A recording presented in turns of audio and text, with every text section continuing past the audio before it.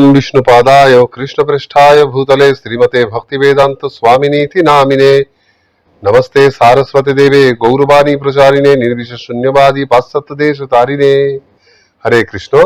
सुधी भक्तबृंद, আপনাদের সকলকে ভক্তি শাস্ত্রীর 89তম পাঠে স্বাগত। বর্তমানে আমরা আলোচনা করছি ভক্তি শাস্ত্রীর পঞ্চম মডিউল অর্থাৎ ভগবত গীতার তৃতীয় অংশ জ্ঞান ষষ্ঠ। আজকে সেই তৃতীয় অংশের দ্বিতীয় অধ্যায় অর্থাৎ চতুর্দশতম অধ্যায় গুণত্রয় বিভাগ যোগ নিয়ে আমরা আলোচনা শুরু করব এবং এই অধ্যায়ের আজকে আমরা প্রথম থেকে নবম এই প্রথম 9টি শ্লোক নিয়ে আলোচনা করব। এর পূর্বে আমরা ত্রয়োদশ অধ্যায়ে দ্বাবিংশতি অর্থাৎ 22তম শ্লোকে একটা মহাবাক্য শুনেছিলাম। সেই শ্লোকে কৃষ্ণ বলছিলেন পুরুষ প্রকৃতিস্থ হি ভুঙ্ক্তে প্রকৃতি জান গুণান কারণং গুণ সংঘর্ষ সদসদ যোনি জন্মসু। অর্থাৎ কারণং গুণ সংঘর্ষ, এই জড় গুণের সঙ্গ করার ফলেই যে চিন্ময় পুরুষ বা জীবাত্মা সেই জড় জগতের প্রকৃতির গুণগুলিকে ভোগ করে। অর্থাৎ জড়া প্রকৃতি জাত যে ত্রিগুণ, সেই ত্রিগুণই জীবাত্মাকে সদসজ্জনী অর্থাৎ উচ্চ বা নিম্ন যেরকমই হোক ভালো মন্দ নানা প্রকার প্রজাতিতে জন্মগ্রহণ করে একটা জড় দেহ লাভ করে জন্ম মৃত্যু চক্রে আবদ্ধ করে। এই গুণের সঙ্গ করাটাই হচ্ছে জীবাত্মার এই জড় জগতে আবদ্ধ হওয়ার জন্য মূল কারণ। আবার ওই অধ্যায়েরই পরবর্তী 32 সংখ্যক শ্লোকে সেখানে কৃষ্ণ জীবাত্মা সম্বন্ধে বলেছিলেন অনাদিত্বান নির্গুণত্বাৎ।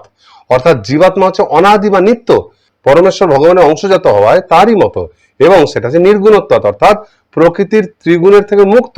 সুতরাং এই নির্গুণ আত্মাকে এই জড়া প্রকৃতির মধ্যে আবদ্ধ করার ক্ষেত্রে গুণত্রয়ই হচ্ছে একমাত্র মাধ্যম।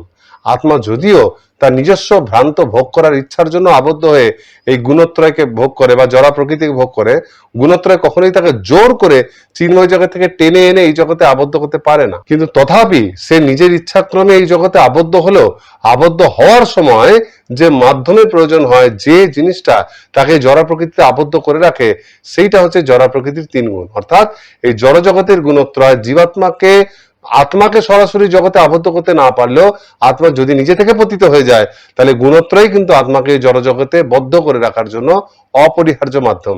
এই গুণত্রয়ের প্রভাবেই চিন্ময় আত্মা চিন্ময় প্রকৃতিজাত হলেও নিকৃষ্টা জড়া প্রকৃতির ক্ষেত্র বা সীমার মধ্যে আবদ্ধ হয়ে যায়। বা অন্য কথায় বলতে গেলে যে জীবাত্মা যদি এই জড়া প্রকৃতির গুণত্রয়ের ঊর্ধ্বে যেতে পারে, গুণত্রয়ের আওতার বাইরে যদি যেতে পারে, মুক্ত হতে পারে, তবেই কিন্তু সে এই জড় জগতের বন্ধন থেকে পূর্ণ মাত্রায় মুক্ত হতে পারবে। অর্থাৎ এক কথা এটা বলা যেতে পারে যে প্রত্যেকটা জীবাত্মার এই বর্তমানে যে বদ্ধ দশা এই জড় জগতে, তার মূল কারণ হচ্ছে এই জড় 3 গুণের প্রভাব। সেই জন্য স্বাভাবিকভাবেই যিনি একটু পারমার্থিক ভাবে অগ্রসর হতে চান, তো সেই ধরনের মানুষ অবশ্যই এই জড় প্রকৃতির 3 গুণ সম্বন্ধে জানতে চাইবেন, কারণ এই 3 গুণের জন্যই তিনি আবদ্ধ হয়ে আছেন। যারাই মোক্ষগামী পুরুষ, তারা বন্ধনকারী শর্তটিকে প্রথম জানবেন যাতে সেইটার প্রভাব থেকে মুক্ত হতে পারেন। তা অর্জুনের মনেও এক ধরনের প্রশ্ন আসবে, সেই জন্য ভগবান তাকে এগুলো ব্যাখ্যা করে বলছেন। প্রকৃতপক্ষে গুণত্রয় হচ্ছে এমন একটা ব্যবস্থাপনা, এমন একটা মাধ্যম যার দ্বারা চিদাত্মা জড় প্রকৃতিতে আবদ্ধ হয়, এবং সেইটাই এই সম্পূর্ণ অধ্যায়ে খুব সুন্দরভাবে বিস্তৃতভাবে ব্যাখ্যা করা হয়েছে। সেই জন্য এই যোগের নাম হচ্ছে গুণত্রয় বিভাগ যোগ। এর পূর্বের যোগগুলিতে গুণের কথা নানাভাবে এলেও কখনো এই গুণের প্রভাবকে বা তার কার্যক্ষমতা কিরকম, কোন গুণ কিভাবে কাজ করে, এত ডিটেলসে ব্যাখ্যা করা হয়। সেই অধ্যায়গুলিতে জড় গুণত্রয় থেকে কি করে মুক্ত থাকা যায়, কিভাবে জড় বিষয়ের থেকে বৈরাগ্য অনুশীলন করা যায়, এই সব জিনিস আলোচনা করা হয়েছিল। কিন্তু কিভাবে এক একটা গুণ তাকে কিভাবে আবদ্ধ করছে, সেইটা নিয়ে এর পূর্বে কখনো আলোচনা করা হয়নি, যেটা এই অধ্যায়ে আলোচিত হবে। তো এই চতুর্দশ অধ্যায় গুণত্রয় বিভাগ যোগে মোট 27টি শ্লোক রয়েছে, যেটিকে আমরা 3টি প্রসঙ্গে ভাগ করতে পারি। প্রথম থেকে ত্রয়োদশ এই 13টি শ্লোকে বলা হচ্ছে যে আত্মা কিভাবে এই গুণত্রয়ের দ্বারা বদ্ধদশা প্রাপ্ত হয়। সেই প্রসঙ্গের মধ্যে প্রথম এবং দ্বিতীয় শ্লোকে এই গুণত্রয় সম্বন্ধ জ্ঞানের ভগবান মহিমা বর্ণন করেছেন। তারপর তৃতীয় চতুর্থ শ্লোকে আত্মা কিভাবে জড়গুণের সংস্পর্শে আছে সেই কথা বলেছেন। পঞ্চম থেকে নবম এই শ্লোকগুলোতে কিভাবে গুণত্রয় আত্মাকে আবদ্ধ করে সেই কথা ব্যাখ্যা করেছেন, এবং দশম থেকে ত্রয়োদশ শ্লোকে এই গুণত্রয়ের মুখ্য বৈশিষ্ট্যগুলি সম্বন্ধে আলোচনা করেছেন। এর পরবর্তী প্রসঙ্গ 14 থেকে 18, সেইখানে কৃষ্ণ গুণত্রয়ের দ্বারা বদ্ধ হওয়ার ফল কি হয়, তার প্রভাব কি হয়, সেইটা ব্যাখ্যা করেছেন। তার মধ্যে 14 এবং 15 নম্বর শ্লোকে তার যে দীর্ঘকালীন প্রভাব অর্থাৎ দেহত্যাগের পর তার যে কি গতি হতে পারে সেটা বলেছেন। তারপর 16 শ্লোকে মধ্যমকালীন প্রভাব, এবং সপ্তদশ শ্লোকে তাৎক্ষণিক প্রভাব, সঙ্গে সঙ্গে তার প্রভাব কি হতে পারে এটা বলেছেন। অষ্টাদশ শ্লোকে মৃত্যুর পর জীবাত্মার যাত্রা সম্বন্ধে আলোচনা করা হয়েছে। তারপর শেষ প্রসঙ্গ বা তৃতীয় প্রসঙ্গ 29 থেকে 27 সংখ্যক শ্লোকে সেখানে গুণোত্তরের প্রভাব থেকে কিভাবে একটা জীবাত্মা মুক্তি লাভ করতে পারে সেই কথা কৃষ্ণ সেখানে বিশদভাবে ব্যাখ্যা করেছেন। তো আসুন আমরা এই গুণোত্তরের বিভাগ যোগ এক এক করে শুরু করি। যেহেতু পূর্ববর্তী অধ্যায়ে রেস্ট টেনে কৃষ্ণ এই কথাগুলি বলছেন, সেই জন্য এই অধ্যায়ের শুরুতে অর্জুন কোনো পৃথকভাবে কোনো প্রশ্ন করেনি। কৃষ্ণ পূর্ব অধ্যায় রেস্ট টেনেই প্রথম শ্লোক শুরু করেছেন। প্রথম শ্লোকে কৃষ্ণ বলছেন, শ্রী ভগবান উবাচ পরং ভূয়ঃ প্রবক্ষ্যামি জ্ঞানানাম জ্ঞানমুত্তমম যজ্ঞাত্বা মুনয়ঃ সর্বে পরং সিদ্ধিম ইতো গতা। পরমেশ্বর ভগবান বললেন, পুনরায় আমি তোমাকে সমস্ত জ্ঞানের মধ্যে সর্বোত্তম জ্ঞান সম্বন্ধে বলবো, যা জেনে মুনিগণ এই জগৎ থেকে পরম সিদ্ধি লাভ করেছিলেন। দেখুন, প্রথম শ্লোকেই কৃষ্ণ এই দিব্য জ্ঞানের যে জ্ঞান তিনি দিতে চলেছেন গুণোত্তর সম্বন্ধে, প্রথমেই তিনি তার মহিমা বর্ণনা করছেন। যজ্ঞাত্মা মুনয় সর্বে, যেটা জানার ফলে মুনিদের কি হচ্ছে, পরম সিদ্ধিমিত কথা, তারা পরম সিদ্ধি লাভ করেছেন। অর্থাৎ এই জ্ঞান লাভের ফলে পরম সিদ্ধি লাভ করা যায়। কিন্তু শ্লোকটির প্রথম অংশ কৃষ্ণ যে কথাটা বলছেন সেটা কিন্তু ভালো করে বিচার করলে আপাত দৃষ্টিতে পরস্পর বিরোধী। কৃষ্ণ সেখানে বলছেন ভূয় প্রবক সময়, আমি তোমাকে আবার বলবো, কিন্তু কি সম্বন্ধে বলবো, সঙ্গে সঙ্গে বলছেন জ্ঞানানাং জ্ঞানমুত্তমম, সমস্ত জ্ঞানের মধ্যে শ্রেষ্ঠ জ্ঞানের কথা। অর্থাৎ কৃষ্ণ একই সঙ্গে বলছেন যে এতক্ষণ যে জ্ঞানের কথা বলেছি আমি তাদের থেকে শ্রেষ্ঠ একটা জ্ঞানের কথা বলবো, কিন্তু সঙ্গে সঙ্গে এটাও বলছেন সেটাকে আমি আবার রিপিট করছি। যদি পূর্বে প্রদত্ত সমস্ত জ্ঞান, যা কিছু জ্ঞান কৃষ্ণ বলেছেন, এটা যদি সেই সবগুলির থেকে শ্রেষ্ঠ হয়, তার মানে এটা আগে কখনো বলা হয়নি। যদি আগে বলা হয়েই থাকে তাহলে এটা শ্রেষ্ঠ হবে, তাহলে বলা হয়ে গেছে। কৃষ্ণ বলছেন যে এর আগে যা কিছু বলা হয়েছে এটা তার থেকে শ্রেষ্ঠ, অর্থাৎ এটা নতুন করে বলছেন। কিন্তু সেই সঙ্গে কৃষ্ণ আবার কি বলছেন, ভূয়, অর্থাৎ সেই জ্ঞানটা আমি তোমার কাছে আবার পুনরাবৃত্তি করতে চলেছি। পুনরাবৃত্তি করছেন মানে নিশ্চয়ই পূর্বে বলেছেন। তাহলে যদি পূর্বে এই জ্ঞানটার কথা একবার বলেইছেন, তাহলে এটা আবার তার থেকে শ্রেষ্ঠ কি করে হতে পারে? এই জিনিসটা বুঝতে গেলে পরে আমাদের আক্ষরিক অর্থ ধরলে চলবে না। এখানে কৃষ্ণ বলছেন যে গুণত্রয়ের সম্বন্ধে এর পূর্বে বিস্তারিত ভাবে আলোচনা করা হয়নি, কোন গুণের কি প্রভাব, কিভাবে কোনটা জীবাত্মাকে কেমন ভাবে আবদ্ধ করে সেইগুলো বলেননি। কিন্তু এই গুণত্রয়ের সম্বন্ধে যখন কোনো ব্যক্তি দিব্য জ্ঞান লাভ করে, সেটা উপলব্ধি করে, ফলে সে তখন সেই অনুসারে যখন জীবনযাত্রা নির্বাহ করে, তখন সে আলটিমেটলি ভগবত ভক্তিতেই যুক্ত হয় এবং তার ফলে সেই গুণত্রয় থেকে মুক্ত হয়ে ভগবত ধামে প্রত্যাবর্তন করে। আর এই রহস্যটা কিন্তু কৃষ্ণ আগে বলেছেন। সেই জন্য আক্ষরিকভাবে যদি আমরা বিচার করি, তাহলে তথ্যমূলক দৃষ্টিতে কৃষ্ণ জড়জগতের ত্রিগুণ সম্বন্ধে এত ডিটেলসে আগের কোন অধ্যায় বলেনি। সেই জন্য তিনি বলছেন জ্ঞানানাম জ্ঞানমুত্তমম। কিন্তু প্রয়োগের ভিত্তিতে বিচার করলে এই জ্ঞান লাভের চরম উদ্দেশ্য যে কি, কৃষ্ণ কেবল অর্জুনকে জ্ঞানী বানানোর জন্য জ্ঞানগুলো বলছেন, কৃষ্ণ বলছেন এই জ্ঞান ব্যবহার করার জন্য। তো এই জ্ঞান ব্যবহার করার ফলে যে লাভটা হয় সেই কথা কিন্তু কৃষ্ণ আগেই বলেছেন। সেই জন্য তিনি আবার ব্যবহার করছেন ভূয়, আমি তোমাকে আবার ডিটেলসে বলছি। তিনি এর পূর্বে ভক্তি ষষ্ঠকে সপ্তম অধ্যায় বিজ্ঞান যুগে, নবম অধ্যায় রাজবিদ্যা যুগে, দশম অধ্যায় বিভূতি যোগে ভক্তিমূলক সেবার কথা বারবার বলেছেন এবং দ্বাদশ অধ্যায়ে তার সিদ্ধান্ত রূপে ভগবান ও ভক্তির মহিমাও বিশদভাবে উল্লেখ করেছেন। তাই যা জানার ফলে একজনের সিদ্ধি লাভ হতে পারে সেই কথা কৃষ্ণ আগেই বলেছেন বলে কৃষ্ণ এখানে বলছেন ভূয় প্রবক্ষ্যামি, আমি তোমাকে আবার বলবো। কিন্তু গুণত্রয় সম্বন্ধে ডিটেলসে কোন গুণ কিভাবে কি করে সেই তথ্যমূলক জ্ঞান কিন্তু কৃষ্ণ এতক্ষণ প্রদান করেননি।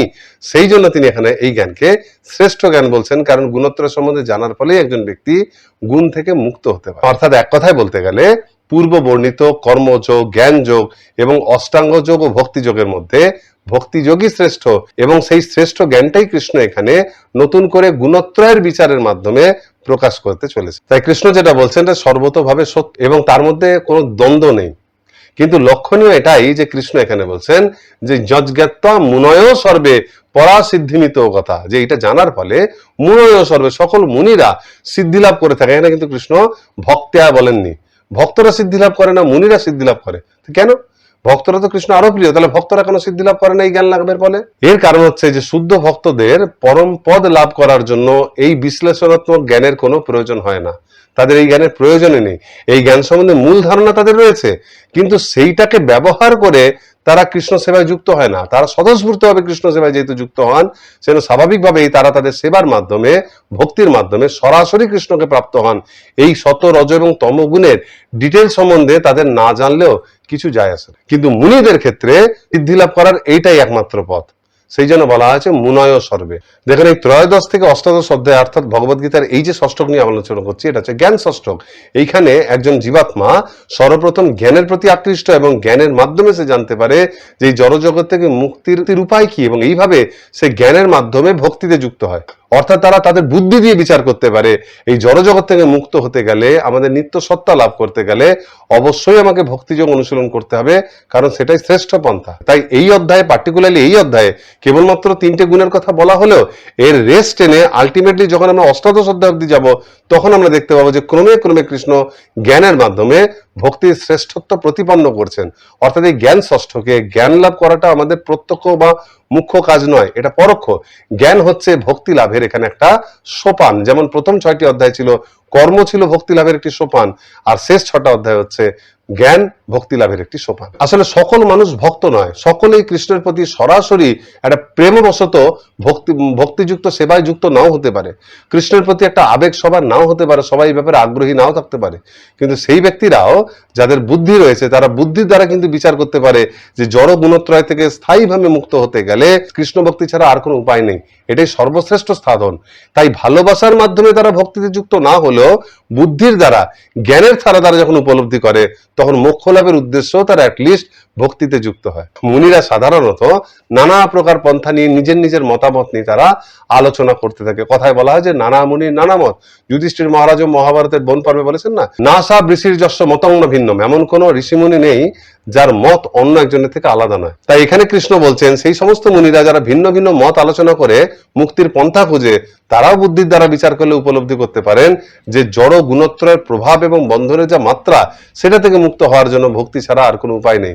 সেই জন্য তিনি বলছেন যে মুনিরাও পর্যন্ত মুক্ত হওয়ার জন্য এই পন্থাটাকেই গ্রহণ করেন। এখন অনেকে মনে হতে পারে যে মুনিদের মধ্যে যারা নির্বিশেষ জ্ঞানযোগী, যারা নির্বিশেষ ব্রহ্মে বিশ্বাসী এবং নির্বিশেষ বা নির্গুণ মুক্তি চান, সাযুজ্য মুক্তি লাভ করতে চান, তাদের কি দশা হয়? কৃষ্ণ এখানে বলছেন যে যজ্ঞাত্ম মুনায়সের মুনরা এই জ্ঞান লাভ করে পরম গতি লাভ করতে পারে। এখন পরম গতি বা পরম আকাঙ্ক্ষিত বস্তু যার কাছে যেমন সে সেটাই লাভ করে। নির্বিশেষ জ্ঞানীদের ক্ষেত্রে ব্রহ্মজ্যোতি হচ্ছে পরম লক্ষ্য। তারা পরমেশ্বর ভগবানের সবিশেষ আরো পরম পদ সম্বন্ধে বোঝে না, সেই জন্য তারা তাদের ঈপ্সিত পদ লাভ করে। তো চিন্মস্তরে যার লক্ষ্য যাই হোক না কেন, ভক্তি অনুশীলনের মাধ্যমে এই জ্ঞানীরাও কিন্তু তাদের ঈপ্সিত গতি লাভ করে। অর্থাৎ বলার অর্থ হচ্ছে, জ্ঞানীরা যদি চরমে পরমেশ্বর ভগবানের ব্যক্তিগত সান্নিধ্য, যা সাযুজ্য মুক্তি থেকে অনেক ঊর্ধ্বে, যদি সেটা লাভ করতে নাও চান, তাহলেও তাদের জন্য কিন্তু ভগবদ গীতার এই অংশটাই কিন্তু গ্রহণীয়। এইভাবে প্রথম শ্লোকে কৃষ্ণ এই জ্ঞানের গুণগান করেছেন। এবার পরবর্তী শ্লোকার্ধে, দ্বিতীয় শ্লোকে কৃষ্ণ এই সম্বন্ধে আরো বলছেন, ইদং জ্ঞানমুপাশ্রিত্য মম সাধর্ম্যমাগতা স্বর্গেপি নোপজায়ন্তে প্রলয়েন ব্যথন্তি চ। অনুবাদ: এই জ্ঞান আশ্রয় করলে জীব আমার পরা প্রকৃতি লাভ করে, তখন আর সে সৃষ্টির সময় জন্মগ্রহণ করে না এবং প্রলয়কালেও ব্যথিত হয় না। আমরা আগেই বললাম যে বর্তমানে আমরা জ্ঞান ষষ্ঠক নিয়ে আলোচনা করছি, সুতরাং এখানে কৃষ্ণ শুদ্ধ ভক্তির মতো সরাসরি তার আশ্রয় গ্রহণের কথা খুব কম, মানে না বললেই চলে, সেই কথা বলেননি। কিন্তু সেই কথা না বললেও কৃষ্ণ কিন্তু এখানে তার সংক্রান্ত এই যে দিব্য জ্ঞান, সেই জ্ঞানের কিন্তু তিনি আশ্রয় করতে বলছেন। সরাসরি তার আশ্রয় করতে না বললেও তিনি দিব্য জ্ঞানের আশ্রিত হতে বলছেন। বলছেন ইদং জ্ঞানম উপাশ্রিত, এই জ্ঞানকে যদি কেউ আশ্রয় করে। অর্থাৎ কৃষ্ণ বলতে চাইছেন যে যে সমস্ত জ্ঞানী ব্যক্তিরা, যে সমস্ত মুনিরা বা পারমার্থিক ভাবে উন্নতিকামী ব্যক্তিরা যারা এই জ্ঞানকে গ্রহণ করতে চান, সেটা কিন্তু নিয়ন্ত্রণ মানসিকতা নিয়ে, যে জ্ঞানটাকে নিয়ে ব্যবহার করবে, এইভাবে প্রভুত্ব বা স্বামিত্ব স্থাপন করার মতো কিন্তু মানসিকতা নিয়ে জ্ঞানকে গ্রহণ করলে হবে না। এই জ্ঞানকে গ্রহণ করতে হবে দৈন্যতার সঙ্গে, এর আশ্রয় গ্রহণ করতে হবে, এই জ্ঞানের কৃপা লাভ করতে হবে। জাগতিক ক্ষেত্রে দেখবেন কোনো ব্যক্তি কোনো বৌদ্ধিক স্তরে নিজের শ্রেষ্ঠত্ব প্রতিপন্ন করার জন্য অনেক সময় জ্ঞান গ্রহণ করে, ব্যবহার করে। কোনো জিনিস যে আর 5টা লোকের থেকে একটু বেশি জানে, সেটা সঙ্গে সঙ্গে সবার সামনে জাহির করে এবং সেই জ্ঞানের ব্যবহার করে সে কি দেখায় সবাইকে, যে আমি তোমাদের থেকে শ্রেষ্ঠ। অর্থাৎ নিজের শ্রেষ্ঠত্ব প্রতিপন্ন করার জন্য বৌদ্ধিক স্তরে সে যে আর 10টা মানুষের থেকে অনেক উন্নত, এই দেখানোর জন্যই কিন্তু সেই জ্ঞানকে প্রকাশ করে। এবং সেই ক্ষেত্রে দেখুন তার মধ্যে একটা ঈশ্বর ভাব বা নিয়ন্ত্রণ ভাব প্রকাশিত হয়। অর্থাৎ জ্ঞানটা হচ্ছে তার সেবা এবং তিনি হচ্ছেন সেব্য। সেই জ্ঞানের সেবা গ্রহণ করে সে নিজের শ্রেষ্ঠত্ব জাহির করে। কিন্তু এই রকম মনোভাব ব্যক্তিকে কখনোই জড়বন্ধন থেকে মুক্ত করতে পারে না। যদি কোনো ব্যক্তি শাস্ত্রজ্ঞানের মাধ্যমে পরমেশ্বর ভগবানের ভগবদ গীতার এই দিব্য জ্ঞানও যদি সেই রকম নিজের শ্রেষ্ঠত্ব প্রমাণ করার জন্য যদি ঈশ্বরত্বের ভাব নিয়ে, নিয়ন্ত্রণের মতো ভাব নিয়ে যদি লোকের কাছে প্রকাশ করতে যায়, তাহলে সেটা তাকে সমৃদ্ধি দিতে পারে বা অনেক যশ খ্যাতি দিতে পারে, কিন্তু কখনোই তাকে জড় জগৎ থেকে মুক্ত করতে পারবে না। অর্থাৎ জ্ঞান গ্রহণের যে মুখ্য উদ্দেশ্য সেটাই তার ক্ষেত্রে সাধিত হয় না, বরং এর দ্বারা তার অহংকারই বর্ধিত হয়। কারণ সে তো এক্ষেত্রে এটাও জানে যে আমি কৃষ্ণ সংক্রান্ত জ্ঞান লাভ করছি, অর্থাৎ সেই সংক্রান্ত জ্ঞানের ঊর্ধ্বে আর কিছু হয় না। কৃষ্ণ সে কথা সপ্তম নবম যুগে বারবার বলেছে। আর সেই জ্ঞান আমি লাভ করছি, অর্থাৎ আমি পরম জ্ঞানী, আমার মধ্যে যা রয়েছে আর সাধারণ ব্যক্তিদের মধ্যে তা নেই। এই ভেবে তার অহংকার আরো বাড়ে। ফলে সে যে জ্ঞানটা গ্রহণ করেছে সেটা তার নিজেরই কোনো কাজে লাগে না। সেই জন্য কৃষ্ণ বারবার বলছেন যে এই জ্ঞান গ্রহণ করা উচিত দৈন্যতা সহকারে। সেই জন্য বলছেন ইদং জ্ঞানম উপাশ্রিত, আমাদের জ্ঞানের আশ্রয় গ্রহণ করতে হবে, জ্ঞানের কাছে হাত পাততে হবে, যাতে সেই জ্ঞান আমাদেরকে উদ্ধার করে। আমরা তাকে জোর করে, তার উপর ছড়ি ঘড়িয়ে, তাকে কন্ট্রোল করে, তাকে দিয়ে নিজেকে উদ্ধার করাতে পারি না। এইভাবে যদি কেউ এই জ্ঞানের আশ্রয় গ্রহণ করে, তাহলে এই দিব্য জ্ঞানের প্রভাবে মানুষ জড় জগতের দ্বন্দ্ব থেকে, সুখ দুঃখ ভালো মন্দের মিথ্যা দ্বন্দ্ব থেকে সে মুক্ত হতে পারে, অনিত্য জগতের অহংকারের হাত থেকে মুক্ত হতে পারে, এবং ক্রমশ এই জড় জগতের গুণত্রয়ের বন্ধন থেকে মুক্ত হয়ে ভগবত ধামে যেতে পারে। সেই জন্য জ্ঞান আমাদের গ্রহণ করতে হবে, শোভাবর্ধক হিসেবে নয়, জ্ঞান গ্রহণ করতে হবে আমাদের অতি প্রয়োজনীয় বস্তু রূপে।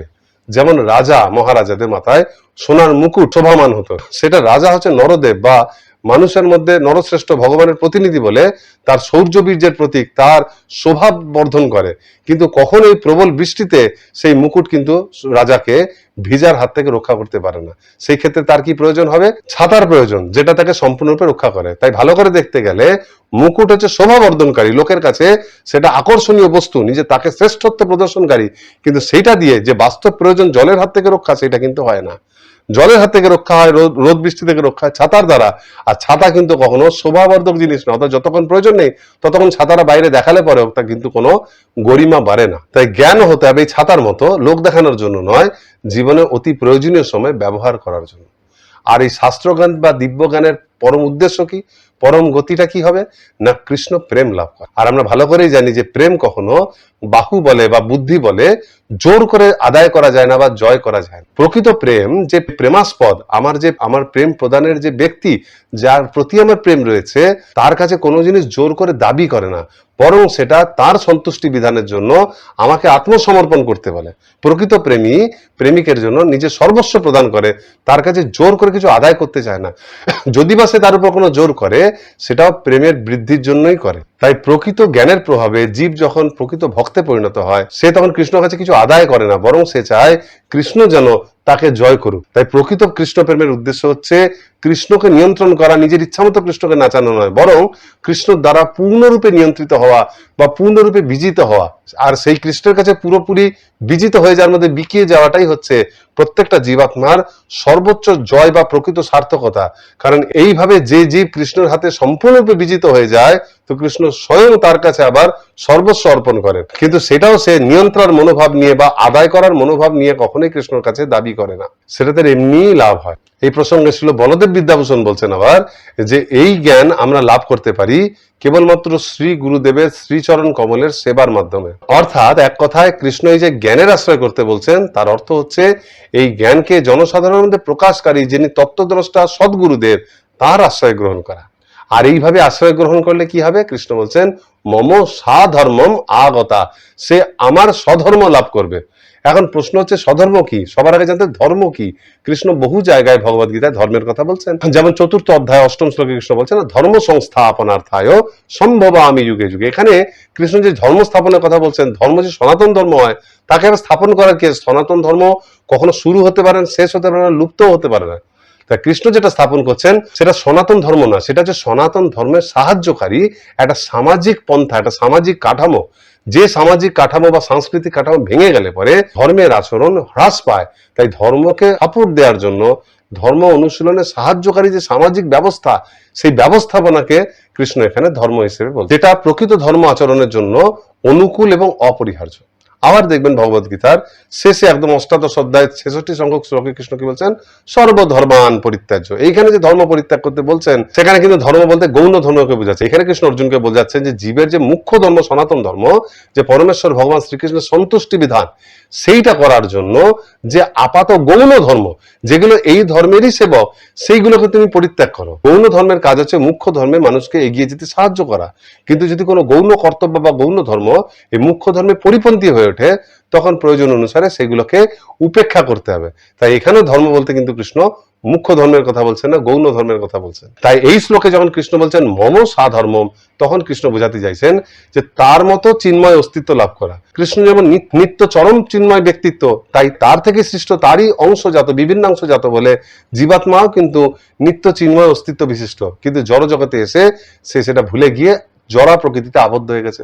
সেই জন্য কৃষ্ণ বলছেন এই ধরনের আশ্রয় গ্রহণ করলে জীব পুনরায় জড়বন্ধন থেকে মুক্ত হয়ে আবার তারই মতো চিন্ময় অস্তিত্ব লাভ করতে। এই চিন্ময় অস্তিত্ব লাভ হলে কি হবে না, দুটো কথা কৃষ্ণ বলছেন, স্বর্গেপি নোপজায়ন্তে, অর্থাৎ প্রলয়ের পর যখন আবার সৃষ্টি শুরু হবে, তখন কিন্তু তাকে আর এই জড় দেহ গ্রহণ করতে হবে না, কোনো জনিতেই তাকে জড় জগতে জন্মাতে হবে না।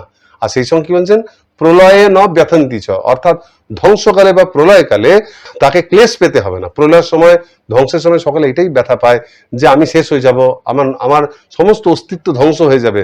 কিন্তু যে ব্যক্তি এই দিব্য জ্ঞানের আশ্রয় রয়েছে, সে জানে যে একজন জীবাত্মার অস্তিত্ব কখনো সেই জড় দেহের উপর নির্ভরশীল নয়, এবং যেহেতু সেই জ্ঞানের আশ্রয় গ্রহণ করে জড় জগৎ থেকে মুক্ত হয়ে যাচ্ছেন, সুতরাং প্রলয়ে তার অস্তিত্ব হারানোর কোনো ভয় থাকতে পারে না। অর্থাৎ এক কথায় সে সৃষ্টি বা ধ্বংস থেকে সম্পূর্ণরূপে মুক্ত, অর্থাৎ জন্ম মৃত্যু জরাব্যাধি থেকে সে মুক্ত হয়ে চিন্ময় ধাম প্রাপ্ত হবে। এইভাবে কৃষ্ণ চতুর্দশ অধ্যায়ের প্রথম দুটি শ্লোকে তিনি এই অধ্যায়ে যা কিছু বলতে চলেছেন, সেই সবে যে কি সুবিশাল মাহাত্ম্য, সেইটা সর্বপ্রথম তিনি বর্ণনা করলেন। এইবার এই বর্ণনা করার পর তিনি ক্রমে ক্রমে তার বিষয় আসছেন। এর পরবর্তী তৃতীয় এবং চতুর্থ এই দুটি শ্লোকে কৃষ্ণ এবার বলতে চলছেন যে কিভাবে একজন চিন্ময় জীবাত্মা জড়া প্রকৃতির বা জড়দেহের সংস্পর্শে এসে জড় জগতে আবদ্ধ হয়ে যায়। এই পরবর্তী দুটো শ্লোকে এবার কৃষ্ণ সেটা বলছেন। সেখানে কৃষ্ণ বলছেন, মম যোনির মহৎ ব্রহ্ম তস্মিন গর্ভং দধাম্যহম সম্ভব সর্বভূতানাং তত ভবতি ভারত সর্বয়োনিষু কৌন্তেয় মূর্তয় সম্ভবন্তি ইয়া তাসাং ব্রহ্ম মহৎ যোনির অহং বীজ প্রদপিতা। অনুবাদ, হে ভারত, প্রকৃতি সঙ্গক ব্রহ্ম আমার যোনি স্বরূপ, এবং সেই ব্রহ্মে আমি গর্ভাধান করি, যার ফলে সমস্ত জীবের জন্ম হয়। হে কৌন্তেয়, সকল যোনিতে যে সমস্ত মূর্তি প্রকাশিত হয়, ব্রহ্মরূপী যোনি তাদের জননী স্বরূপা, এবং আমি তাদের বীজ প্রদানকারী পিতা। এই চতুর্দশ অধ্যায়ের পূর্বের দুটি শ্লোকে কৃষ্ণ যে দিব্য জ্ঞান তিনি দিতে চলেছেন, সেটার মাহাত্ম্য বর্ণনা করার পর এইবার তিনি সেই জ্ঞান আস্তে আস্তে প্রকাশিত করতে চলেছেন। সর্বপ্রথম কৃষ্ণ এখানে সৃষ্টির প্রারম্ভের সময় থেকে বর্ণনা করছেন, এবং কৃষ্ণের এই উপদেশের একটা লক্ষ্য হলো যে এটা বোঝানো যে তিনি হচ্ছেন সমস্ত জড় সৃষ্টির আদি বা মূল উৎস।